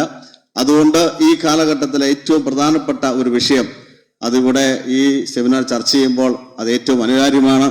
ഇതിന് സംഘാടകർക്ക് നന്ദി പറയാൻ ഞാൻ അവസരം വിനിയോഗിക്കുകയാണ്. അതുപോലെ ഈ സമ്മേളനത്തിൽ നമുക്കറിയാം ബഹുമാനായ justice, honourable justice, he scanned and explained, Illustrated കഴിഞ്ഞ കാല കേന്ദ്ര ഗവൺമെന്റുകളുടെ അല്ലെങ്കിൽ ഗവർണർമാരുടെ നടപടികളെ സംബന്ധിച്ചിടത്തോളം ഇന്ത്യ മഹാരാജ്യത്തെ ഹൈക്കോടതികളും പ്രത്യേകിച്ച് സുപ്രീം കോടതിയിൽ വന്ന കേസുകളുടെ ആ കാര്യങ്ങൾ അദ്ദേഹം വളരെ സവിസ്തരമായി ഇവിടെ പ്രതിപാദിച്ചു. അത് എണ്ണി പറഞ്ഞു, കൃത്യമായി പറഞ്ഞു. അത് ഏറ്റവും വലിയ ഒരു അനുഭവമായിരുന്നു. തീർച്ചയായും അത് കേൾക്കാൻ കഴിഞ്ഞതിൽ, അതിനോടൊപ്പം അതിനേക്കാൾ ഉപരി അദ്ദേഹത്തിൻ്റെ ഞാൻ എന്ന ജസ്റ്റിസ് എന്ന പുസ്തകത്തിന്റെ പ്രകാശന കർമ്മത്തിൽ പങ്കെടുക്കാൻ കഴിഞ്ഞതിലുള്ള ചാരിതാർത്ഥ്യവും അഭിമാനവും പങ്കുവെക്കാനും ഞാൻ അവസരം വിനിയോഗിക്കുകയാണ്. ഞാൻ ഈ ഫലത്തെ സംബന്ധിച്ചോ കേന്ദ്ര സംസ്ഥാന ബന്ധങ്ങളെ സംബന്ധിച്ചോ GSTയെ സംബന്ധിച്ചോ ഒന്നും കൂടുതൽ പറയാൻ ആഗ്രഹിക്കുന്നില്ല. ഒരൊറ്റ കാര്യം മാത്രം പറഞ്ഞുകൊണ്ട് അവസാനിപ്പിക്കാം. പ്രത്യേകിച്ച് ഇന്ന് നമ്മുടെ കേരളത്തിൽ നമ്മുടെ ഗവർണർ അല്ലെങ്കിൽ ഈ സംസ്ഥാനത്ത് വിവാദമാക്കിയ പല വിഷയങ്ങളുണ്ട്. അതിലേറ്റവും കൂടുതൽ ചർച്ച ചെയ്യപ്പെട്ട ഒരു വിഷയം എന്ന് പറയുന്നത് നമുക്കറിയാം, നമ്മുടെ കണ്ണൂർ യൂണിവേഴ്സിറ്റിയുടെ വൈസ് ചാൻസലർ അപ്പോയിൻമെന്റാണ്, അല്ലെങ്കിൽ ഒരു തുടർ നിയമനമാണ്. വാസ്തവത്തിൽ കേരളത്തിലെ ജനങ്ങളെ നമ്മൾ അദ്ദേഹം അദ്ദേഹത്തിനോട് അനുബന്ധിച്ച് വർത്താനം പറഞ്ഞതിൽ പറ്റിക്കുകയെ. കാരണം ഇതൊരു പുതിയ കാര്യമല്ല. പക്ഷെ കേരളത്തെ സംബന്ധിച്ചിടത്തോളം ഒരു പുതിയ കാര്യമായത് UGCയിൽ അങ്ങനെ ഒരു പ്രൊവിഷൻ ഉണ്ട്. പക്ഷെ അത് നടക്കാതെ വന്നുകൊണ്ടാണ്, പലപ്പോഴും കേരളത്തിൽ ഇതിനൊന്നും നടക്കാതെ എന്തുകൊണ്ടാണ്? ഇവിടെ നമ്മൊരു ഗവൺമെന്റ്, ഒരു തുടർ ഗവൺമെന്റ് വന്നു ഇപ്പോഴാണ്. ഒരു ഗവൺമെന്റ് വെച്ച ഒരു വൈസ് ചാൻസലർ അദ്ദേഹത്തിന്റെ അക്കാഡമിക് ബാക്ക്ഗ്രൗണ്ടിൽ തുടർ കൊടുക്കണോ എന്ന് തീരുമാനിക്കാൻ പലപ്പോഴും ഗവൺമെന്റ് മാറുന്നതുകൊണ്ട് പറ്റിയിട്ടില്ല. ഇപ്പൊ അതൊരു അവസരം വന്നു. അപ്പോൾ അക്കാഡമിക് ബാക്ക്ഗ്രൗണ്ടുള്ള ഒരു വൈസ് ചാൻസലർ വന്നപ്പോൾ അദ്ദേഹത്തിന് തുടർ നിയമനം കൊടുക്കാനുള്ള പ്രൊവിഷൻ UGCയിൽ ഉണ്ടെങ്കിൽ അത് കൊടുക്കണമെന്ന് തീരുമാനിച്ചപ്പോൾ അത് പ്യൂർലി അക്കാഡമിക്കാ. ഞാൻ അദ്ദേഹത്തിന്റെ കൂടെ ഇന്റർവ്യൂ ചെയ്തിട്ടുള്ള ആളാണ്, എനിക്ക് സാക്ഷ്യപ്പെടുത്താൻ കഴിയും ആസ് എ PSC മെമ്പർ. ഈ വൈസ് ചാൻസലറോടൊപ്പം സബ്ജക്ട് എക്സ്പേർട്ട് അദ്ദേഹം എൻ്റെ കൂടെ ഞങ്ങളുടെ കൂടെ ഇരുന്നിട്ടുണ്ട്. അപ്പൊ അത്രമാത്രം ഡെപ്ത് ഉള്ള അക്കാഡമിക് ബാക്ക്ഗ്രൗണ്ട് ഉള്ള ഒരാൾക്ക് തുടർ നിയമനം കൊടുക്കുകയാണ്. അപ്പൊ അതിനെ സംബന്ധിച്ച് 3 ഡേറ്റ് ഞാൻ പറയാം. 2020 നവംബർ 23 ഗവർണർ അത് അംഗീകരിച്ചു കൊടുത്തത്, ആ തുടർ നിയമനം. ഈ വെരി സെയിം ഗവർണർ അത് അംഗീകരിച്ചു കൊടുത്തതാ, അദ്ദേഹം ഒപ്പിട്ട് കൊടുത്തതാ 2021 നവംബർ 23. അതിനുശേഷം അത് ബന്ധപ്പെട്ട് കേസ് വന്നു. കേസ് 1698/221 അതില് സിംഗിൾ ബെഞ്ച്, ഹൈക്കോടതി സിംഗിൾ ബെഞ്ച് ഡിസംബർ 15 ഡിസംബർ 15 അത് ശരിവെച്ചു. അതിനുശേഷം ഫുൾ ബെഞ്ച്, ഹൈക്കോടതി തന്നെ ഫുൾ ബെഞ്ച് 2022 ഫെബ്രുവരി 23 അത് അംഗീകരിച്ചു. അപ്പൊ ഗവർണർ ഒപ്പിട്ട് അംഗീകരിച്ചൊരു സംഭവം, ഹൈക്കോടതി സിംഗിൾ ബെഞ്ച് അംഗീകരിച്ചൊരു സംഭവം, ഹൈക്കോടതി ഫുൾ ബെഞ്ച് അംഗീകരിച്ചൊരു സംഭവം. അതിനുശേഷം ആ വിഷയത്തിൽ ഒപ്പിട്ട ഗവർണർ മുഖ്യമന്ത്രിക്കെതിരെ, ഗവൺമെന്റിനെതിരെ പറയുകയാണ്. ആ വിഷയത്തിൽ എന്താണ് നമ്മൾ ഈ സംസ്ഥാനത്തെ അല്ലെങ്കിൽ ഈ ജനത്തെ എന്താണ് ഭരിച്ചത്, ജനങ്ങളിത് മനസ്സിലാക്കിയെന്നാണ് അദ്ദേഹം ധരിച്ചു വെക്കുന്നത്. എത്രമാത്രം പ്രൊപ്പോർഷൻ അല്ലാതെ അദ്ദേഹം കാര്യങ്ങൾ പറയുകയാണ്. അപ്പൊ തീർച്ചയായും ഇത് ജനങ്ങളെ സംബന്ധിച്ചിടത്തോളം ജനങ്ങളെ മനസ്സിലാക്കാനുള്ള ഉത്തരവാദിത്വം നമുക്കുണ്ട്. ജനങ്ങളെ തെറ്റിദ്ധരിക്കാൻ പാടില്ല. അദ്ദേഹം തന്നെ അംഗീകരിച്ച, അദ്ദേഹം ഒപ്പിട്ട, അതിനെതിരെ ഹൈക്കോടതി കേസ് വന്നിട്ട്, അതിനെതിരെ ഫുൾ ബെഞ്ച് വിധി വന്നിട്ട്, അതിനുശേഷം ആ വിഷയത്തിനെതിരെ അദ്ദേഹം തന്നെ അഭിപ്രായം പറയുന്നത് എത്രമാത്രം ശരിയായ ഒരു കാര്യമാണെന്ന് കേരളത്തിലെ മുഴുവൻ ജനങ്ങളെ മനസ്സിലാക്കി കൊടുക്കണം എന്നാണ് എൻ്റെ അഭിപ്രായം. അതുപോലെ തന്നെ ഞാനൊരു യൂണിവേഴ്സിറ്റി അല്ലെങ്കിൽ ബന്ധപ്പെട്ട് പ്രവർത്തിച്ച ആളെന്ന് എനിക്ക് പറയുക, യൂണിവേഴ്സിറ്റി അപ്പോയിൻമെന്റ് ഇവിടെ രണ്ടാമത്തെ പിന്നൊരു അപ്പോയിൻമെന്റ് അധ്യാപകന്റെ ഒരു നിയമനമാണ് പിന്നെ അദ്ദേഹം കോൺട്രവേഴ്സി ആക്കിയത്. അവിടെ വാസ്തവത്തിൽ യൂണിവേഴ്സിറ്റിയിൽ സിൻഡിക്കേറ്റിൽ ഇരുന്നിട്ടുള്ള ആളെന്ന് പറയാ, നമ്മുടെ സംസ്ഥാനത്തെ യൂണിവേഴ്സിറ്റികളുടെ അപ്പോയിൻമെന്റ് എന്ന് പറയുന്നത് അതിനൊരു സ്ക്രീനിങ് എല്ലാം കഴിഞ്ഞിട്ട് ഇന്റർവ്യൂവിന്റെ അടിസ്ഥാനത്തിലാണ്. ആ സ്ക്രീനിങ്ങില് ആ ഉദ്യോഗാർത്ഥിയുടെ അത് അസിസ്റ്റന്റ് പ്രൊഫസറാണ് ശരി, അസോസിയേറ്റ് പ്രൊഫസറാണ് ശരി, പ്രൊഫസറാണ് ശരി, യൂണിവേഴ്സിറ്റിയിൽ അങ്ങനെ ഉണ്ട്. എൻട്രിയൊക്കെ അസിസ്റ്റന്റ് പ്രൊഫസറുണ്ട്, അസോസിയേറ്റ് പ്രൊഫസറുണ്ട്, പ്രൊഫസറുണ്ട്. അതിനൊക്കെ ഓരോ മാനദണ്ഡം വെച്ചിട്ടുണ്ട്, ക്വാളിഫിക്കേഷൻസ് വെച്ചിട്ടുണ്ട്. ടീച്ചിങ് എക്സ്പീരിയൻസ് അല്ലെങ്കിൽ PhD അല്ലെങ്കിൽ പേപ്പർ, ആ പേപ്പറിനൊക്കെ അതിന്റെ അസറ്റ് വാല്യൂസ് ഉണ്ട്. ഓരോ പേപ്പർ പബ്ലിക്കേഷനും അതിന്റെ വാല്യൂസ് ഉണ്ട്, അതിന് മാർക്കുണ്ട്. അത് കൊച്ചി യൂണിവേഴ്സിറ്റിയിലും കാലിക്കറ്റ് യൂണിവേഴ്സിറ്റിയിലും എല്ലാ യൂണിവേഴ്സിറ്റിയിലും ഉണ്ട്. അത് യൂണിവേഴ്സിറ്റി ആക്ടിലുള്ളതാണ്. അതനുസരിച്ചാണ് ഒരു സ്ക്രീനിങ് നടത്തിയിട്ടാണ് ഇന്റർവ്യൂവിലേക്ക് ക്ഷണിക്കുന്നത്. അപ്പൊ ഇന്റർവ്യൂവിന് ഒരു പാസ് മാർക്ക് വേണം, അല്ലെങ്കിൽ ഒരു മിനിമം സ്കോർ വേണം. കണ്ണൂർ യൂണിവേഴ്സിറ്റിയിലെ മിനിമം സ്കോർ ഈ വിഷയത്തിൽ 75 തീരുമാനിച്ചിട്ടുണ്ടെങ്കിൽ ആ 75 ആളുകളെ ഇന്റർവ്യൂവിന് വിളിച്ചത്. പിന്നെ ഇന്റർവ്യൂവിന്റെ അടിസ്ഥാനത്തിൽ അപ്പോയിന്റ്മെന്റ് നടക്കുന്നത്. ആ ഇന്റർവ്യൂവിൽ ഗവർണറുടെ നോമിനി ഉണ്ട്. ഗവർണർ നോമിനി അംഗമായിട്ടുള്ള ഓൺലൈൻ ഇന്റർവ്യൂ നടന്നിട്ടുള്ള ആ ഓൺലൈൻ ഇന്റർവ്യൂവിന്റെ റെക്കോർഡുള്ള ആ ഒരു അപ്പോയിന്റ്മെന്റ് ഗവർണർ സ്റ്റേ ചെയ്യുകയാണ്. അത് നിയമവിരുദ്ധമല്ലേ? ഒരു ഗവർണർ അദ്ദേഹം ആക്ട് ചെയ്യുന്ന ചാൻസലർ നിലയ്ക്ക് ആക്ട് ചെയ്യുന്നത് ഈ നമ്മുടെ സംസ്ഥാനത്ത് പാസ്സാക്കിയ നിയമത്തിന്റെ അടിസ്ഥാനത്തിലുള്ള യൂണിവേഴ്സിറ്റികളാണ്. എല്ലാ യൂണിവേഴ്സിറ്റിയും 13 യൂണിവേഴ്സിറ്റി കേരളത്തിലുണ്ട്. ആ യൂണിവേഴ്സിറ്റി കേരളത്തിലെ നിയമം നിർമ്മാണത്തിലൂടെ ഉണ്ടാക്കിയ യൂണിവേഴ്സിറ്റിയാണ്. ആ യൂണിവേഴ്സിറ്റിയിലെ ചാൻസലർ എന്ന് പറയുന്നത് ആ നിയമത്തിന്റെ അടിസ്ഥാനത്തിലുള്ള ചാൻസലറാണ്. അപ്പോൾ he's bound to obey the law. അപ്പൊ ആ നിയമത്തിനനുസരിച്ച് ഉണ്ടാക്കിയ യൂണിവേഴ്സിറ്റിയുടെ ചാൻസലർ ആ നിയമത്തിലുള്ള അതിന്റെ വകുപ്പുകൾ അനുസരിക്കാൻ ബാധ്യസ്ഥനാണ്. കണ്ണൂർ യൂണിവേഴ്സിറ്റി 7/3 വരുന്ന ആ നിയമം അനുസരിച്ചാണ് അവിടെ അപ്പോയിന്റ്മെന്റ് നടത്തിയിട്ടുള്ളത്. ആ അപ്പോയിന്റ്മെന്റ് ആണ് അദ്ദേഹം സ്റ്റേ ചെയ്തിരിക്കുന്നത്. ഇനി സ്റ്റേ ചെയ്യുന്നതിന് മുമ്പ് നടപടിക്രമങ്ങളില്ലേ? നോട്ടീസ് കൊടുക്കണ്ടേ? മറുപടി മേടിക്കണ്ടേ? അതെല്ലാം സ്റ്റേ ചെയ്യാൻ പറ്റുമോ? അത് നിയമപരമാണോ? ഇതൊക്കെ ഈ സംസ്ഥാനത്തെ, ഈ രാജ്യത്തെ ജനങ്ങളെ അറിയിക്കാനുള്ള ഉത്തരവാദിത്വം നമുക്കുണ്ട്.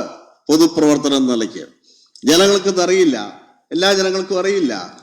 അല്ലെ TV ചർച്ചകൾ പറയുമ്പോൾ, വാദപ്രതിവാദങ്ങൾ പറയുമ്പോൾ യഥാർത്ഥമായ കാര്യങ്ങൾ പലപ്പോഴും മനസ്സിലാക്കാൻ ജനങ്ങൾക്ക് കഴിയുന്ന സംശയമുണ്ട്. കാരണം അത്രമാത്രം ഗഹനമായി യൂണിവേഴ്സിറ്റി ആക്ടിനെ സംബന്ധിച്ചോ അപ്പോയിന്റ്മെന്റിനെ സംബന്ധിച്ചോ അവർ മനസ്സിലാക്കണമെന്നില്ല. സാധാരണ അപ്പോയിന്റ്മെന്റ് ഒക്കെ പറയുമ്പോൾ ചുമ്മാ ഒരു കാറടച്ച് പണിയുന്നുണ്ടല്ലോ. ഇവിടെ എയ്ഡഡ് കോളേജുകളിലും ഇന്റർവ്യൂ മാത്രമേ ഉള്ളൂ ടീച്ചേഴ്സിന് എടുക്കാൻ. 100 മാർക്ക് തീരുമാനിച്ച് അതിൽ 20 മാത്രം ഇന്റർവ്യൂ, ബാക്കി 80 മാർക്കും അക്കാഡമിക്കിന്, ഡിഗ്രിക്ക് ഇത്ര മാർക്ക്, PGക്ക് ഇത്ര മാർക്ക്, പബ്ലിക്കേഷൻ ഇത്ര മാർക്ക്, എക്സ്പീരിയൻസ് ഇത്ര മാർക്ക്, ഒരു വർഷത്തിന് 1 മാർക്ക്, സബ്ജക്റ്റ് മാക്സിമം 10 എന്ന് പറഞ്ഞിട്ട് പോലെ PhDക്ക് MPhilലും പേപ്പർ പബ്ലിക്കേഷൻ ഉൾപ്പെടെ മാർക്ക് നിശ്ചയിച്ച് അത് രേഖപ്പെടുത്തിയതിനു ശേഷം ബാക്കി വരുന്ന 20 മാർക്കിൽ 10 മാർക്ക് സബ്ജക്ട് എക്സ്പേർട്ടും 10 മാർക്ക് ജനറൽ നോളജിനും വെച്ച് ഇന്റർവ്യൂ നടത്തിയ ആളുകൾ എടുക്കുന്നത് എയ്ഡഡ് കോളേജിൽ പോലും. അതിനൊന്നൊരു മാറ്റം ഈ കാലഘട്ടത്തിൽ വലിയ ബുദ്ധിമുട്ടാണ്. യൂണിവേഴ്സിറ്റിയിലാണ് അതിനപ്പുറത്തേക്ക് സബ്ജക്ട് എക്സ്പേർട്ടിനെ പുറത്തു വന്ന് കൊണ്ടുവന്ന് വളരെ വലിയ എക്സ്പേർട്സിനെ കൊണ്ടുവന്ന് അവിടെ സ്ക്രീനിങ്ങിന് ശേഷം വരുന്ന വിദ്യാർത്ഥികൾ വിളിച്ച് ഇന്റർവ്യൂ നടത്തുമ്പോൾ അതിലൊന്നും ഒരു പരിധി കഴിഞ്ഞ് ഒരു വെള്ളച്ചിൽ നടക്കുകയില്ല. പക്ഷെ അതൊന്ന് മനസ്സിലാക്കി കൊടുക്കാൻ, അത് മനസ്സിലാക്കുന്ന രീതിയല്ലോ നമ്മുടെ രാജ്യത്തെ രീതി. അപ്പൊ തീർച്ചയായും വളരെ വ്യവസ്ഥാപിതമായി, വളരെ നിയമപരമായി നടക്കുന്ന ഈ കാര്യങ്ങളെ സംബന്ധിച്ചിടത്തോളം സാധാരണ ജനങ്ങളെ ബോധ്യപ്പെടുത്തുവാനുള്ള ഉത്തരവാദിത്വം നമ്മൾ ഏറ്റെടുക്കണം എന്ന് മാത്രമാണ് എനിക്ക് ഈ അവസരത്തിൽ പറയുവാനുള്ളത്. ഞാൻ അവസാനിപ്പിക്കട്ടെ. ഗവർണർ എന്ന് പറയുന്നത് സംബന്ധിച്ചും കൂടുതലായിട്ട് ഞാൻ പറയുന്നില്ല. നമ്മുടെ ഭരണഘടന ഭാഗം 6 അധ്യായം 2 പറയുന്നുണ്ട്, ഗവർണറുടെ കീഴിലുള്ള ഏതെങ്കിലും അധികാര സ്ഥാനത്തിന് നിയമം വഴി ചുമതലകൾ നൽകുന്നതിന് നിന്നും പാർലമെന്റിനെയോ ആ സംസ്ഥാന നിയമനിർമ്മാണ മണ്ഡലത്തെയോ തടയുന്നതിന് സാധ്യമല്ല. വളരെ കൃത്യമായിട്ട് പറഞ്ഞിരിക്കുക ഇംഗ്ലീഷ് മലയാളത്തിലൊക്കെ. ഇതൊന്നും വായിച്ചുകൊണ്ട് അദ്ദേഹത്തിന് കഴിഞ്ഞിട്ടില്ലേ? നമ്മൾ ഒന്നും കൂടുതൽ പറയുന്നില്ല, വ്യക്തിപരമാക്കേണ്ട ആവശ്യമില്ല. പക്ഷെ ജനങ്ങളെ സംബന്ധിച്ചിടത്തോളം, സാധാരണ ജനങ്ങളെ സംബന്ധിച്ചിടത്തോളം ഈ സാംസ്കാരിക കേരളത്തിൽ, ഈ വിദ്യാഭ്യാസ കേരളത്തിൽ, ഈ പ്രഭുത്വ കേരളത്തിൽ എത്രമാത്രം വിദ്യാഭ്യാസം നമ്മുടെ നാടിന് ഉള്ളപ്പോഴും ഇതുപോലുള്ള കാര്യങ്ങളെ സംബന്ധിച്ചിടത്തോളം സൂക്ഷ്മമായി, സത്സന്ധമായി, നിയമപരമായ കാര്യങ്ങളെ സംബന്ധിച്ചിടത്തോളം ജനങ്ങളെ ബോധ്യപ്പെടുത്തുന്ന ഉത്തരവാദിത്വം പൊതുപ്രവർത്തകരായ നമ്മൾ ഏറ്റെടുക്കണം. അതല്ലെങ്കിൽ അത് നാട്ടിൽ തെറ്റായ ധാരണ ഉണ്ടാകും. ഈ സെമിനാർ അത്തരത്തിലേക്ക് ഉള്ള ചിന്ത നമുക്ക് ഉണ്ടാക്കി കൊടുക്കാൻ കഴിയട്ടെ എന്ന് ആത്മാർത്ഥമായി ആഗ്രഹിച്ചുകൊണ്ട് അതിനായി എല്ലാ ആശംസ നേർന്നുകൊണ്ട് എന്നെ കേട്ടാൽ നിങ്ങൾക്ക് നന്ദി പറഞ്ഞുകൊണ്ട് ഞാൻ എൻ്റെ വാക്കുകൾ അവസാനിപ്പിക്കുന്നു. നമസ്കാരം. ഭാരതം വിജയിക്കട്ടെ. അടുത്തതായി പ്രൊഫസർ വർഗീസ് ജോർജ്.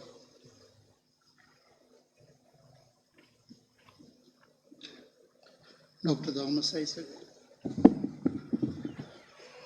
അർത്ഥവത്തായ ഒരു പ്രഭാഷണത്തിലൂടെ ഉദ്ഘാടനം നിർവഹിച്ച honourable justice K Chandru, Govindan മാഷ്, Shri P C Chacko, professor Lopez, advocate Anil, ഈ സമ്മേളനത്തിൽ സംബന്ധിക്കുന്ന ഗുരുജനങ്ങളെ, സഹോദരി സഹോദരന്മാർ, ഫെഡറലിസം എന്നത് ഒരു അധികാര വികേന്ദ്രീകരണത്തിൻ്റെ ക്രമീകരണമല്ല. This is not an organized principle for division of powers. Federalism എന്നതൊരു ഫിലോസഫിയാണ്. ഇന്ത്യയുടെ പ്രകരണത്തിൽ federalism is the celebration of our plurality. Federalism is the shared celebration of our diversity. നമ്മുടെ വൈവിധ്യങ്ങളുടെ ആഘോഷമാണ് ഇന്ത്യയിൽ ഫെഡറലിസം എന്ന് പറയുന്നത്. എന്നാൽ ഇവിടെ മുൻ പ്രഭാഷകർ ചൂണ്ടിക്കാണിച്ചതുപോലെ സ്വാതന്ത്ര്യലബ്ധിക്ക് ശേഷമുള്ള ഈ കാലയളവിലെല്ലാം ഫെഡറലിസം എന്ന ഈ ഫിലോസഫിക്ക് നേരെ നമ്മുടെ രാജ്യത്ത് നടക്കുന്ന ആക്രമണങ്ങളോട് നമ്മുടെ മുഖ്യധാര രാഷ്ട്രീയ പാർട്ടികൾ അതൊരു പൊളിറ്റിക്കൽ അജണ്ടയായി സ്വീകരിച്ച് ഒരു പ്രധാനപ്പെട്ട പ്രതിരോധം ഇതുവരെ തീർത്തിട്ടില്ല. ഇന്റർ സ്റ്റേറ്റ് കൗൺസിൽ നമ്മുടെ മുഖ്യമന്ത്രിമാരുടെ യൂണിയൻ ക്യാബിനറ്റ് ഇന്റർഫേസ് ആണ്. ആ ഇന്റർ സ്റ്റേറ്റ് കൗൺസിൽ കഴിഞ്ഞ 10 വർഷത്തിനുള്ളിൽ കൂടിയിരിക്കുന്ന ഒരു തവണയാണ്. സ്റ്റേറ്റും അതിൻ്റെ പോളിറ്റിക്സും ഗവേണൻസും തമ്മിൽ മീഡിയേറ്റ് ചെയ്യുന്നതിനുള്ളൊരു ഫോറമാണിത്. കഴിഞ്ഞ 36 വർഷത്തിനുള്ളിൽ അത് കൂടിയിരിക്കുന്ന 11 തവണയാണ്. ഇവിടെ പ്ലാനിംഗ് കമ്മീഷൻ നമ്മുടെ സ്റ്റേറ്റ് പ്ലാനുകൾ അംഗീകരിക്കേണ്ടത് പ്ലാനിംഗ് കമ്മീഷനായിരുന്നു. നമ്മുടെ സ്റ്റേറ്റ് പ്രൊജക്റ്റുകൾ അംഗീകരിക്കേണ്ട പ്ലാനിംഗ് കമ്മീഷനാണ്. അപ്പോൾ സ്റ്റേറ്റിനറിയാം ഈ വരുന്നൊരു വർഷം നമ്മുടെ സ്റ്റേറ്റിൻ്റെ സാമ്പത്തിക സ്ഥിതി എങ്ങനെ ആയിരിക്കുമെന്ന്. ആ പ്ലാനിംഗ് കമ്മീഷനെ ഇല്ലാതാക്കി അതിന് വരെ ഏറ്റവും വികൃതമായ ഒരു ടെക്നോക്രാറ്റിക് രൂപം കൊണ്ടുവന്നു. അതിൻ്റെ പേരാണ് നീതി ആയോഗ്. പ്ലാനിംഗ് കമ്മീഷനിൽ ഒരു സ്റ്റേറ്റിൻ്റെ സാമൂഹിക സാമ്പത്തിക പരിസരത്തിൻ്റെ അടിസ്ഥാനത്തിൽ ആണ് പല വിനിയോഗ തീരുമാനങ്ങളും എടുക്കുന്നത്. Here economics is insulated from politics and society. നമ്മുടെ സാമൂഹ്യ രാഷ്ട്രീയ പ്രകരണത്തോട് നമ്മുടെ സമ്പൽഘടനയെ ഇൻസുലേറ്റ് ചെയ്ത് ടെക്നോക്രാറ്റിക്കായ തീരുമാനങ്ങൾ എടുക്കുകയാണ് നീതി ആയോഗ്. GST കൗൺസിലിനെ കുറിച്ച് പറഞ്ഞു. ഈയിടെ GST കൗൺസിലിൻ്റെ 8ാം സമ്മേളനത്തിൽ അവർ പറഞ്ഞത് the parliament or the state legislatures have no power to legislate contrary to the decisions of the GST council എന്നാണ്. GST കൗൺസിൽ എടുത്ത തീരുമാനങ്ങൾക്ക് വിരുദ്ധമായി പാർലമെന്റിനോ സ്റ്റേറ്റ് ലെജിസ്ലേച്ചേഴ്സിനോ നിയമനിർമ്മാണം നടപ്പാക്കാൻ പാടില്ലത്രേ. GST കൗൺസിൽ എന്ന് പറയുന്ന പാർലമെന്റ് ഒരു ക്രിയേഷനാണ്. Now the creation transcends the creator. ആ പാർലമെന്റിനെ അതിജീവിച്ച് മുന്നോട്ട് പോവുകയാണ്. ഇവിടെ ജസ്റ്റിസ് ചന്ദ്രുവിൻ്റെ പ്രഭാഷണത്തിൽ കൺകറൻറ്റ് മേഖലയിലും സ്റ്റേറ്റ് ലിസ്റ്റിലും സെൻറ്ററിൻ്റെ കടന്നുകയറ്റങ്ങളെക്കുറിച്ച് പറഞ്ഞു. 14th ഫൈനാൻസ് കമ്മീഷൻ്റെ കാലയളവിൽ സ്റ്റേറ്റ് ചെലവാക്കേണ്ട തുകയേക്കാൾ 14 to 20% കേന്ദ്ര ഗവൺമെൻറ് സ്റ്റേറ്റ് സബ്ജക്റ്റുകളിൽ ചെലവാക്കുന്നത്. കൺകറൻറ്റ് ലിസ്റ്റ് വിഷയങ്ങളിൽ 13 to 17% സെൻറ്റർ നേരിട്ട് ചെലവാക്കുകയാണ് കേന്ദ്ര ആവിഷ്കാര പദ്ധതികൾ വഴി. സ്റ്റേറ്റുകൾ അന്താളിച്ച് നിൽക്കുകയാണ്. വൻ പ്രൊജക്റ്റുകൾ കേന്ദ്രം പ്രഖ്യാപിക്കുകയാണ്, ബിഗ് അനൗൺസ്മെൻറ്റ്സ്. ലെജിസ്ലേഷനെ കുറിച്ച് പറഞ്ഞു. സ്റ്റേറ്റ് വിഷയങ്ങൾ നടക്കുന്ന legislation, education, national education policy സ്റ്റേറ്റുകളുമായിട്ട് ആലോചിച്ചില്ല. UGC അബോളിഷ് ചെയ്തു. ഇലക്ഷൻ കമ്മീഷനല്ലേ ഇലക്ഷൻ്റെ കാര്യങ്ങൾ തീരുമാനിക്കണ്ടേ?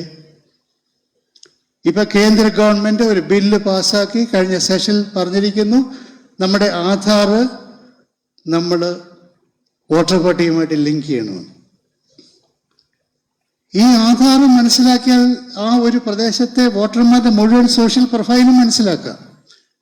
അവർ സാമ്പത്തിക സൗകര്യമുള്ളവരാണോ, പിന്നോക്ക ജാതിക്കാരാണോ, ഏത് മതത്തിൽപ്പെട്ടവരാണ്, അത് വോട്ടർ പട്ടികയുമായി ലിങ്ക് ചെയ്താലോ അധികാരമുള്ളവർക്ക് അത് മാനിപ്പുലേറ്റ് ചെയ്യാൻ സാധിക്കും. അത് ആന്ധ്രാപ്രദേശിൽ നമ്മൾ കണ്ടതാണ്. ഇലക്ഷൻ കമ്മീഷന്റെ ചുമതല ഇപ്പോൾ ഗവൺമെന്റ് ഏറ്റെടുത്തിരിക്കുന്നു. ജുഡീഷ്യൽ പരിഷ്കാരം ആരാണ് നടത്തേണ്ടത്? ലോ കമ്മീഷനായിരുന്നു. എവിടെയാ ലോ കമ്മീഷൻ? ഇപ്പോൾ കേന്ദ്ര ഗവൺമെന്റ് അധികാരം എടുത്തിരിക്കുന്നു. RBIയുടെ മോണിറ്ററി പോളിസി തീരുമാനിക്കുന്ന ആരാണ്? അത് RBI ആയിരുന്നു. അതൊരു വിശുദ്ധമായ സ്ഥാപനമായിരുന്നു. ഇപ്പോൾ കേന്ദ്ര ഗവൺമെന്റ് 3 എക്സിക്യൂട്ടീവുകളെ വെച്ച് RBIയുടെ മോണിറ്ററി പോളിസി തീരുമാനിക്കുന്നു. ഇപ്പോൾ ആരാണ് ട്രിബ്യൂണലുകളുടെ ചെയർമാൻമാരെ തീരുമാനിക്കുന്നത്? അഭിഭാഷകരുടെ വലിയൊരു സമൂഹമുണ്ടല്ലോ. 2016 ഫൈനാൻസ് ബിൽ അനുസരിച്ച് ട്രിബ്യൂണൽമാരുടെ ചെയർമാൻമാരെ നിയോഗിക്കാനുള്ള അവകാശം കേന്ദ്ര ഗവൺമെന്റ് ഏറ്റെടുത്തിരിക്കുന്നു. ആ ട്രിബ്യൂണലുകളുടെ സ്വഭാവത്തെയും വിധിയെ അത് ബാധിക്കില്ലേ? മണി ബില്ലിലൂടെ പ്രധാനപ്പെട്ട രാഷ്ട്രീയ തീരുമാനങ്ങൾ കേന്ദ്ര ഗവൺമെന്റ് കൊണ്ടുവരുന്നു. അവിടെ സ്റ്റേറ്റും കൺകറൻറ്റും ഓട്ടോണമസ് ഇൻസ്റ്റിറ്റ്യൂഷൻസും ചെയ്തുകൊണ്ടിരുന്ന ഈ ധർമ്മങ്ങൾ വരെ ഇന്ന് കേന്ദ്ര ഗവൺമെന്റ് കൈയടക്കിക്കൊണ്ടിരിക്കുന്നു. ഈ 15th ഫൈനാൻസ് കമ്മീഷന് കൊടുത്ത മാൻഡേറ്റ് എന്താണെന്നറിയാമോ? 14th 15th ഫൈനാൻസ് കമ്മീഷൻ കൊടുത്ത മാൻഡേറ്റുകൾ അവർ പറയുന്നത്, നിങ്ങൾ റെക്കമെൻഡേഷൻസ് തയ്യാറാക്കുമ്പോൾ കേന്ദ്ര ഗവൺമെന്റ് ഫിസ്ക്കൽ അവസ്ഥയെ ബാധിക്കാത്ത തരത്തിൽ വേണം നിങ്ങൾ റെക്കമെൻഡേഷൻ തരാൻ.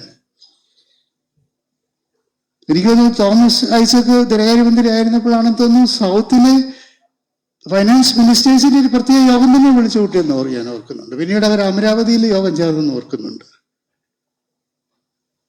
അപ്പോൾ കഴിഞ്ഞ കുറേ കാലമായിട്ട് 75 വർഷമായിട്ട് ഇവിടെ PC ചാക്കോ പറഞ്ഞ പോലെ സെൻറ്റർ എന്നൊരു വാക്ക് നമ്മുടെ ഭരണഘടനയിലില്ല. India is a union of states, സംസ്ഥാനങ്ങളുടെ ഒരു സമ്പുടമാണ്. പക്ഷേ 75 വർഷം കഴിഞ്ഞപ്പോൾ പൊളിറ്റിക്കൽ ഡെവല്യൂഷനും ഇക്കണോമിക് ഡെവല്യൂഷനും നടപ്പാക്കേണ്ടതിന് പകരം കൂടുതൽ സെൻട്രലൈസ്ഡ് ആയിട്ടുള്ള ഒരു ഫെഡറലിസത്തിലേക്കാണ് പോകുന്നത്. ഇതാണ് എമർജിങ് ഫെഡറലിസം, ഇതാണ് സെൻട്രലൈസ്ഡ് ഫെഡറലിസം എന്ന് പറയുന്നത്. അതിന് തീർച്ചയായിട്ടും രാഷ്ട്രീയമായിട്ട് ഇന്ന് ഗവർണർമാരെ ഉപയോഗിച്ചുകൊണ്ടിരിക്കുകയാണ്. ജസ്റ്റിസ് ചന്ദ്രന്റെ പ്രബന്ധത്തിൽ വന്ന മനോഹരമായ ഒരു പ്രകരണം 1967 കുറിച്ചാണ്. 1967 രജനി കൊത്താരി വിളിക്കുന്ന പോലെ the decline of the Congress system ഉണ്ടാവുന്നു. കോൺഗ്രസ് വ്യവസ്ഥയുടെ തകർച്ച. 52 മുതൽ 67 വരെ കോൺഗ്രസിൻ്റെ അധീശത്വമായിരുന്നു. ആ 67 കോൺഗ്രസിൻ്റെ തകർച്ച. അന്ന് ലോക്സഭയിലേക്കും നിയമസഭയിലേക്കും ഒരുമിച്ച് ഇലക്ഷൻ നടന്നു. അതിൽ 8 സ്റ്റേറ്റുകളിൽ പ്രതിപക്ഷ പാർട്ടികൾ വിജയിച്ചു. കേരളത്തിൽ EMS, തമിഴ്നാട്ടിൽ അണ്ണാദുരൈ, പശ്ചിമ ബംഗാൾ അജോയ് മുഖർജി, അതുപോലെ തന്നെ യു പിയിൽ ചരൺ സിംഗ്, ബീഹാറിൽ കർപ്പൂരി താക്കൂർ, ഇങ്ങനെ 8 സ്റ്റേറ്റുകളിൽ പ്രതിപക്ഷ അധികാരത്തിൽ വന്നു. അന്ന് മുതലാണ് ഈ ഗവർണർമാരെ ഉപയോഗിച്ചുകൊണ്ട് ഈ പ്രതിപക്ഷ ഗവൺമെൻറ്റുകളെ അട്ടിമറിക്കാനുള്ള തീരുമാനം. അത് ഈ അടുത്ത ഇടവ നടന്നു. ഉത്തരാഖണ്ഡിൽ, അരുണാചൽ പ്രദേശിൽ, മണിപ്പൂരിൽ, ഗോവയിൽ, മഹാരാഷ്ട്രയിൽ ഈ സമീപകാലത്ത് വരെ ഗവർണർമാരെ ഉപയോഗിച്ചുകൊണ്ട് നടത്തിയ അധികാര ദുർവിനിയോഗങ്ങൾ. ഇവിടെ എമർജൻസിയെക്കുറിച്ച് ജസ്റ്റിസ് ചന്ദ്രു പറയുകയുണ്ടായി. എമർജൻസിയുടെ ഷാ കമ്മീഷൻ റിപ്പോർട്ട് പറയുന്നുണ്ട്, ജൂൺ 25 വൈകിട്ട് എമർജൻസി പ്രഖ്യാപിക്കാനുള്ള തീരുമാനങ്ങളൊക്കെ പകൽ പ്രധാനമന്ത്രിയുടെ വീട്ടിൽ നടന്നു കഴിഞ്ഞിരുന്നു. ഡൽഹിയിലെ ലഫ്റ്റനന്റ് ഗവർണറെ വിളിച്ചു. പ്രതിപക്ഷ നേതാക്കൾ ഡൽഹി വിടുന്നതിന് മുമ്പ് ജൂൺ 25 രാത്രിയിൽ, ജൂൺ 26 നേരം പുലരുന്നതിന് മുമ്പ് പരമാവധി ആളുകളെ അറസ്റ്റ് ചെയ്യണം. ഡൽഹിയിലെ ഡിസ്ട്രിക്ട് മജിസ്ട്രേറ്റ് പറഞ്ഞു, ഇത്രയും പേരുടെ വാറന്റ് എങ്ങനെയാണ് തയ്യാറാക്കുന്നത്? അത് പറ്റുകയില്ല. ലഫ്റ്റനന്റ് ഗവർണർ, ഇന്ദിരാഗാന്ധിയുടെ പ്രൈവറ്റ് സെക്രട്ടറി യശ്പാൽ കപൂറിന്റെ വീട്ടിൽ ചെന്നിട്ട് ലഫ്റ്റനന്റ് ഗവർണറെ വിളിപ്പിച്ചു. ലഫ്റ്റനന്റ് ഗവർണറെ വിളിപ്പിച്ചിട്ട് പറഞ്ഞു, ഇന്ന് രാത്രി തന്നെ പ്രധാനപ്പെട്ട നേതാക്കളെ അറസ്റ്റ് ചെയ്യണം. 1060 പേരെ ആ ഒറ്റ രാത്രി ഡൽഹിയിൽ അറസ്റ്റ് ചെയ്തു. യശ്പാൽ കപൂർ, അന്നത്തെ പോലീസ് സൂപ്രണ്ട്, എന്നോട് ചോദിച്ചത്, എന്താ മുട്ട് കുറയ്ക്കുന്നുണ്ടോ നിങ്ങൾ ലിസ്റ്റ് തയ്യാറാക്കുമ്പോൾ? BG വർഗീസിന്റെ പേര് ആദ്യം ഉണ്ടായിരുന്നു, ഒഴിവാക്കാൻ പറഞ്ഞു. കൃഷ്ണകാന്തിന്റെ പേരില്ലായിരുന്നു, കോൺഗ്രസ് നേതാവ്, ചേർക്കാൻ പറഞ്ഞു. കൂട്ടിയും കുറച്ചും 1060 പേരെ അന്ന് രാത്രി അറസ്റ്റ് ചെയ്യിപ്പിച്ച ഈ ലഫ്റ്റനന്റ് ഗവർണർ. അതുകൊണ്ട് 59-ലെ സംസ്ഥാന ഗവൺമെന്റിനെ, കേരളത്തിലെ ഗവൺമെന്റിനെ പിരിച്ചുവിട്ടു മുതൽ ഈ കഴിഞ്ഞ വർഷം വരെ ഉത്തരാഖണ്ഡിലെ വിധി സുപ്രീം കോടതി നമ്മൾ വായിച്ചില്ലേ? Governor is not a super natural extra constitutional authority. അസന്നിഗ്ധമായിട്ട് സുപ്രീം കോടതി പറഞ്ഞതിന്റെ അടിസ്ഥാനത്തിൽ ആ ഗവർണറെ കേന്ദ്ര ഗവൺമെന്റ് പിരിച്ചുവിടേണ്ടി വന്നു. അതുകൊണ്ട് നമ്മുടെ ഒരു ഫെഡറൽ സംവിധാനത്തിന് നേരെ വലിയ അസോൾട്ടാണ് നടന്നുകൊണ്ടിരിക്കുന്നത്. ഗവർണർമാരെ ഉപയോഗിച്ചുകൊണ്ട് പ്രത്യേകിച്ചും നമ്മുടെ സാമ്പത്തിക അധികാരങ്ങൾ എടുത്തു, രാഷ്ട്രീയ അധികാരങ്ങൾ എടുത്തു. ഒറ്റയാൾ നിന്ന് എല്ലാ പ്രധാന പ്രഖ്യാപനങ്ങളും നടത്തുകയാണ്. ഇന്ന് രാത്രി മുതൽ രാജ്യത്ത് 2500 നോട്ട് നിരോധിച്ചിരിക്കുന്നു. ഒറ്റയാളെന്ന് പ്രഖ്യാപിക്കുകയാണ്. രാജ്യത്ത് എവിടെ ജനങ്ങളുണ്ടോ കോവിഡ് കാലത്ത് അവരവിടെ ഇരുന്നോണം, ആരും അനങ്ങാൻ പാടില്ല. എവിടാണോ അവരാ മുറി ഇരുന്നോണം. രാജസ്ഥാനിലെ കോട്ട വരെ 42 ദിവസം നടന്നവരുണ്ട്. അവരവിടെ ഇരുന്ന് എങ്ങനെ ഇരിക്കും? പിറ്റേന്ന് ഭക്ഷണമുണ്ട്, വസ്ത്രമുണ്ടോ, വെള്ളമുണ്ടോ? ഡൽഹിയിൽ അവർ നടന്നു തുടങ്ങി, ലക്ഷക്കണക്കിന് ആളുകൾ. ദ ഗ്രേറ്റ് പാർട്ടീഷന് ശേഷം, ഇന്ത്യ കണ്ട ഏറ്റവും വിഭജനത്തിന് ശേഷമുള്ള ഏറ്റവും വലിയ പലായനം ഇവിടുന്ന് ഒരാൾ അങ്ങ് പ്രഖ്യാപിക്കുകയാണ് ഈ രാജ്യത്ത്. അതുകൊണ്ട് ഫെഡറലിസം ഒരു വലിയ പൊളിറ്റിക്കൽ അജണ്ടയാക്കണം.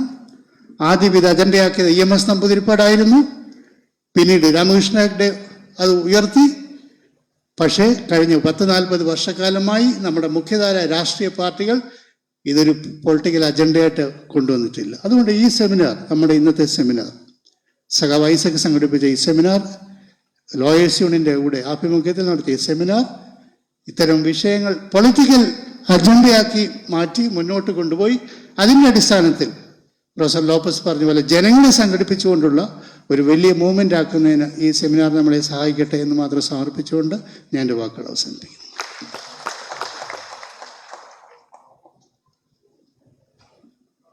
നമ്മുടെ ഈ സമ്മേളനത്തിലെ അവസാനത്തെ അവതരണമാണ്. നമുക്ക് 6:30 മുമ്പ് അവസാനിപ്പിക്കാൻ പറ്റും. അവസാനിച്ചതിന് ശേഷം ഇനി പോകുന്നതായിരിക്കും നല്ലത്. ബാക്കിയുള്ളവർ അഡ്വക്കേറ്റ് അനിൽകുമാർ.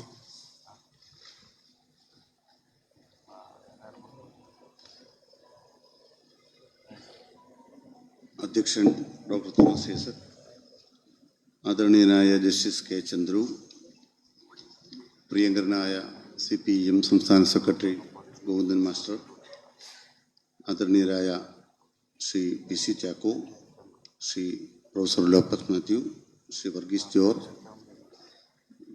പ്രിയപ്പെട്ട അഡ്വക്കേറ്റ് വേലായുധൻ സാർ, വേദിയിലുള്ള സദസ്സിലുള്ള അഭിഭാഷകരെ, സുഹൃത്തുക്കളെ, എന്തുകൊണ്ട് ലോയേഴ്സ് യൂണിയൻ, എന്തുകൊണ്ട് ജസ്റ്റിസ് കെ ചന്ദ്രു?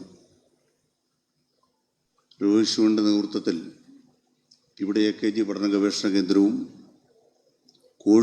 കോഴിക്കോട് കേളുവേട്ടൻ പഠന കേന്ദ്രവും എറണാകുളത്ത് EMS പഠന കേന്ദ്രവും ചേർന്ന് 3 പ്രധാനപ്പെട്ട സെമിനാറുകളാണ് ഈ 2 ആഴ്ചയ്ക്കിടയിൽ നടക്കാൻ പോകുന്നത്. 3 സെമിനാറുകളുടെ വിഷയവും നമ്മുടെ രാജ്യത്തിൻ്റെ ഭരണഘടനയിൽ ഗവർണറുടെ പദവി, ആ പദവി ഗവർണർ എങ്ങനെ വിനിയോഗിക്കണം എന്ന് സംബന്ധിച്ച ഭരണഘടനാ ധാർമ്മികതയെ സംബന്ധിച്ച വിശാലമായ പാഠങ്ങളും അതിൻ്റെ നിർവചനങ്ങളും അതിൻ്റെ പുനർനിർവചനങ്ങളുമാണ്. അതിന് തുടർച്ചയായി ജില്ലകളിൽ തന്നെ വിവിധങ്ങളായ പരിപാടികളും സംഘടിപ്പിക്കാൻ ഉദ്ദേശിക്കുന്നു. എന്തുകൊണ്ട് ലോയേഴ്സ് യൂണിയൻ എന്ന ചോദ്യത്തിൻ്റെ ഉത്തരം, ഗവർണർമാർ വ്യക്തിപരമായുള്ള തീരുമാനത്തിൻ്റെ ഭാഗമായിട്ടല്ല ഈ കാര്യങ്ങൾ ചെയ്യുന്നത് എന്നും സ്ഥാപനപരമായി ഇന്ത്യ രാജ്യത്തിനകത്തെ കേന്ദ്രീകൃത അധികാര ദുർവിനിയോഗത്തിന് കടന്നു വരുന്ന ഒരു ഭരണകൂടത്തിൻ്റെ അജണ്ട മുന്നോട്ട് നീക്കലിൻ്റെ ഭാഗമായ ചൂതുകളിയിലെ കരുക്കൾ നീക്കലാണ് ആരിഫ് മുഹമ്മദ് ഖാനും ചെയ്തുകൊണ്ടിരിക്കുന്നത് എന്നും ഇന്ത്യ രാജ്യത്തെ വിവിധ സംസ്ഥാനങ്ങളിൽ ഗവർണർമാർ ഇതേപോലെ നിയമസഭ പാസാക്കിയ നിയമങ്ങളിൽ ഒപ്പിടാതെ മുങ്ങി നടക്കുകയാണ് എന്നതും നാം മനസ്സിലാക്കണം. ചില ആളുകൾ കാണുന്നത് കേരളത്തിൽ മാത്രം സംഭവിക്കുന്ന ഒരു കാര്യമായിട്ടാണ്. ഇന്ത്യ രാജ്യത്തെ നിരവധി സംസ്ഥാനങ്ങളിൽ നടന്നുകൊണ്ടിരിക്കുന്നൊരു പ്രക്രിയ. രാജ്യത്തിൻ്റെ ചുവടുകൾ ഒന്നാകണം എന്നാഗ്രഹിക്കുന്നവർക്ക് ആ ചുവടുകളെ ഒന്നാക്കാൻ കഴിയുന്ന ഏറ്റവും പ്രധാനപ്പെട്ട അടിയുറപ്പാണ് ഇന്ത്യൻ ഭരണഘടനയ്ക്കുള്ളത് എന്നും ആ അടിയുറപ്പിന് വേണ്ടി ഈ ഫെഡറലിസത്തിന് വേണ്ടിയുള്ള പോരാട്ടം ശക്തമാക്കണമെന്നുള്ള ബോധ്യമുണ്ടാകേണ്ടതുണ്ട്. കേരളത്തിനുള്ളിൽ നിന്നുകൊണ്ട് നമ്മൾ ആ കേൾക്കാതെ വന്ന കാര്യം തമിഴ്നാട് അതിർത്തിയിൽപ്പെട്ടപ്പോൾ ഗവർണർക്കെതിരെ ചിലർ ശബ്ദിക്കുന്നത് നമ്മൾ കേട്ടു. ഇവിടെ ജസ്റ്റിസ് ചന്ദ്രുവിൻ്റെ പ്രസക്തി എന്താണ്? പൗരത്വ ഭേദഗതി നിയമവുമായി ബന്ധപ്പെട്ട വിചാരണയ്ക്ക് ഇന്ത്യ രാജ്യത്തിൻ്റെ സുപ്രീം കോടതി സമയം കണ്ടെത്തിയിട്ടില്ല. കാശ്മീരുമായി ബന്ധപ്പെട്ട വിചാരണയ്ക്ക് ഇന്ത്യ രാജ്യത്തിൻ്റെ സുപ്രീം കോടതിക്ക് സമയമായിട്ടില്ല. രാജ്യത്തെ ബഹുജനങ്ങളുടെ മുന്നിൽ വരുന്ന ഗൗരവതരമായ നിയമപരമായ പ്രശ്നങ്ങൾ പരിഹരിക്കുക എന്ന ജുഡീഷ്യറിയുടെ ചുമതല നിർവഹിക്കുന്നതിൽ നീതിപീഠങ്ങൾ എത്രത്തോളം ഉയർന്നു നിൽക്കുന്നു, ആ നീതിപീഠങ്ങളെ ആ നിലയിലേക്ക് നയിക്കാൻ നമ്മുടെ നിയമ സംവിധാനത്തിന് എത്രത്തോളം പ്രാപ്തിയുണ്ട്, അവിടെ ഒഴിഞ്ഞുമാറുന്ന ജഡ്ജിമാർ, ചുമതല ഏറ്റെടുക്കാത്ത ജഡ്ജിമാർ, തൻ്റെ മുന്നിൽ വിടുന്നൊരു കേസ് കടത്തി വിട്ടുകഴിഞ്ഞാൽ ഭരണകൂടത്തിൻ്റെ ഏതെങ്കിലും തരത്തിലുള്ള ഭാവിയിലുള്ള ഇഷ്ടാനിഷ്ടങ്ങൾ അതിന് വിധേയമാകാതിരിക്കാൻ, ലോയയുടെ ഗതി വരാതിരിക്കാൻ വേണ്ടിയുള്ള മുൻകരുതലെടുക്കുന്ന ജഡ്ജിമാർ, അവർക്കിടയിലെ റയറസ്റ്റ് സ്പീഷീസിലെ ഒരു ജനുസാണ് നമ്മുടെ മുമ്പിലുള്ള ശ്രീ കെ ചന്ദ്രു എന്നത് അഭിമാനത്തോടെ ലോയേഴ്സ് യൂണിയനും നമുക്കും കാണാൻ കഴിയും.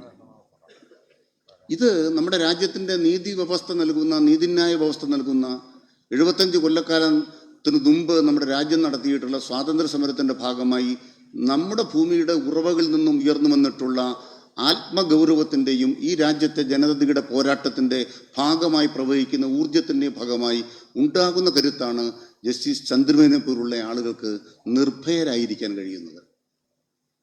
നമ്മുടെ ജുഡീഷ്യറിയിൽ എത്ര പേർ നിർഭയരായിരിക്കാൻ ധൈര്യമുള്ളവരാണ് എന്നുള്ളതാണ് ഭരണഘടന നേരിടുന്ന ഏറ്റവും പ്രധാനപ്പെട്ട വെല്ലുവിളി. ഒരു ഗവർണർക്ക് എത്ര കാലം ബില്ലിൽ ഒപ്പിടാതിരിക്കാം? ബില്ലിൽ ഒപ്പിടാതിരിക്കുക എന്നൊരു നിയമവ്യവസ്ഥ ഭരണഘടന ഇല്ല.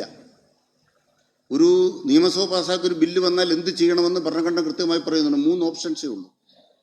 അതിൽ അടയിരിക്കുക എന്നൊരു വ്യവസ്ഥ ഇല്ലാത്തിടത്തോളം കാലം അടയിരിക്കുന്നതാണ് ഗവർണർ അഭികാമ്യമായി ചെയ്യേണ്ടത് എന്ന് ചിന്തിക്കുന്ന ഒരാശയ പരിസരത്താണ് പലരും ഇന്ന് കേരളത്തിൽ ചിന്തിച്ചുകൊണ്ടിരിക്കുന്നത്. പ്രത്യേകിച്ച് കേരളത്തിലെ പ്രതിപക്ഷവും അത് ചൂണ്ടിക്കാണിക്കാതെ കഴിയില്ല. കേരളാതിർത്തി കടക്കുമ്പോൾ ഗവർണർക്കെതിരെ ശബ്ദിക്കുന്നവർ കേരളത്തിനകത്ത് മിണ്ടുന്നില്ല. എന്താ കാരണം? ഗവർണർ ഇത് ചെയ്യണം, ബില്ലിൽ ഒപ്പിടരുത്. തങ്ങളുടെ താല്പര്യത്തിന് വേണ്ടി ഗവർണർ ബില്ലിൽ ഒപ്പിടരുത് എന്ന് പറയുന്ന ഒരു പ്രതിപക്ഷത്തെ ഇവിടെ കാണുകയാണ്. അങ്ങനെ വരുമ്പോൾ ഒരു അഖിലേന്ത്യാ രാഷ്ട്രീയ പരിസരത്ത് എങ്ങനെ ഈ ആശയത്തെ ഉയർത്തിക്കൊണ്ടുവരാൻ കഴിയുമെന്ന് ചോദ്യവും ഉയർന്നു വരുന്നുണ്ട്. അതുകൊണ്ട് ഇതിനെ സമഗ്രതയോടെ കാണാൻ, കാട് കാണാതെ മരം കാണുന്നവരോട് ഇതിൻ്റെ സമഗ്രതയോടെ കാണാൻ. മാത്രമല്ല, ഗവർണർ അടയിരിക്കുമ്പോൾ ഈ പോരാട്ടം ജുഡീഷ്യറിയിലേക്ക് പോവുകയാണ്. ജുഡീഷ്യറിയിലേക്ക് ചെന്നു കഴിഞ്ഞാൽ ആ പോരാട്ടത്തിൽ ഉത്തരം പറയാതെ അടയിരിക്കുന്ന ന്യായാധിപന്മാർ ഉണ്ടാവാതിരിക്കണമെന്നുണ്ടെങ്കിൽ നീതിന്യായ വ്യവസ്ഥ അതിൻ്റെ ചുമതലകൾ നിർവഹിച്ചേ തീരൂ. അതുകൊണ്ട് ഗവർണർമാരെ, നിയമവ്യവസ്ഥ ലംഘിക്കുന്ന, ഭരണഘടന ലംഘിക്കുന്ന ഗവർണർമാരെ തളയ്ക്കാനുള്ള ചന്ദ്രുമാർ നമ്മുടെ രാജ്യത്തിൻ്റെ ജുഡീഷ്യറിയിൽ ഉണ്ടാവട്ടെ എന്ന് ആശംസിച്ചുകൊണ്ട് എല്ലാവർക്കും അഭിവാദ്യങ്ങൾ നേർന്നുകൊണ്ട് ഞാൻ എൻ്റെ വാക്കുകൾ അവസാനിപ്പിക്കുന്നു. നന്ദി, നമസ്കാരം.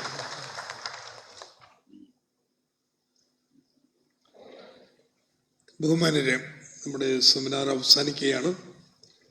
AKG പഠന ഗവേഷണ കേന്ദ്രത്തിൻ്റെയും വേലുവിൻ്റെയും പേരിൽ ഇവിടെ ഈ സെമിനാർ ഉദ്ഘാടനം ചെയ്ത ജസ്റ്റിസ് ചന്ദ്രുവിന് ഞാൻ നന്ദി പറയുകയാണ്. ഈ സെമിനാറിൽ പങ്കെടുത്ത് സംസാരിച്ച സർ ഗോവിന്ദൻ മാഷ്, PC ചാക്കോ, വർഗീസ് ജോർജ്, പ്രൊഫസർ ലോപ്പസ് മാത്യു, അനിൽകുമാർ, ഇവരോടും നന്ദി പറയുന്നു. നിങ്ങൾക്കെല്ലാവർക്കും AKG പഠന ഗവേഷണത്തിൻ്റെ പേരിൽ നന്ദി.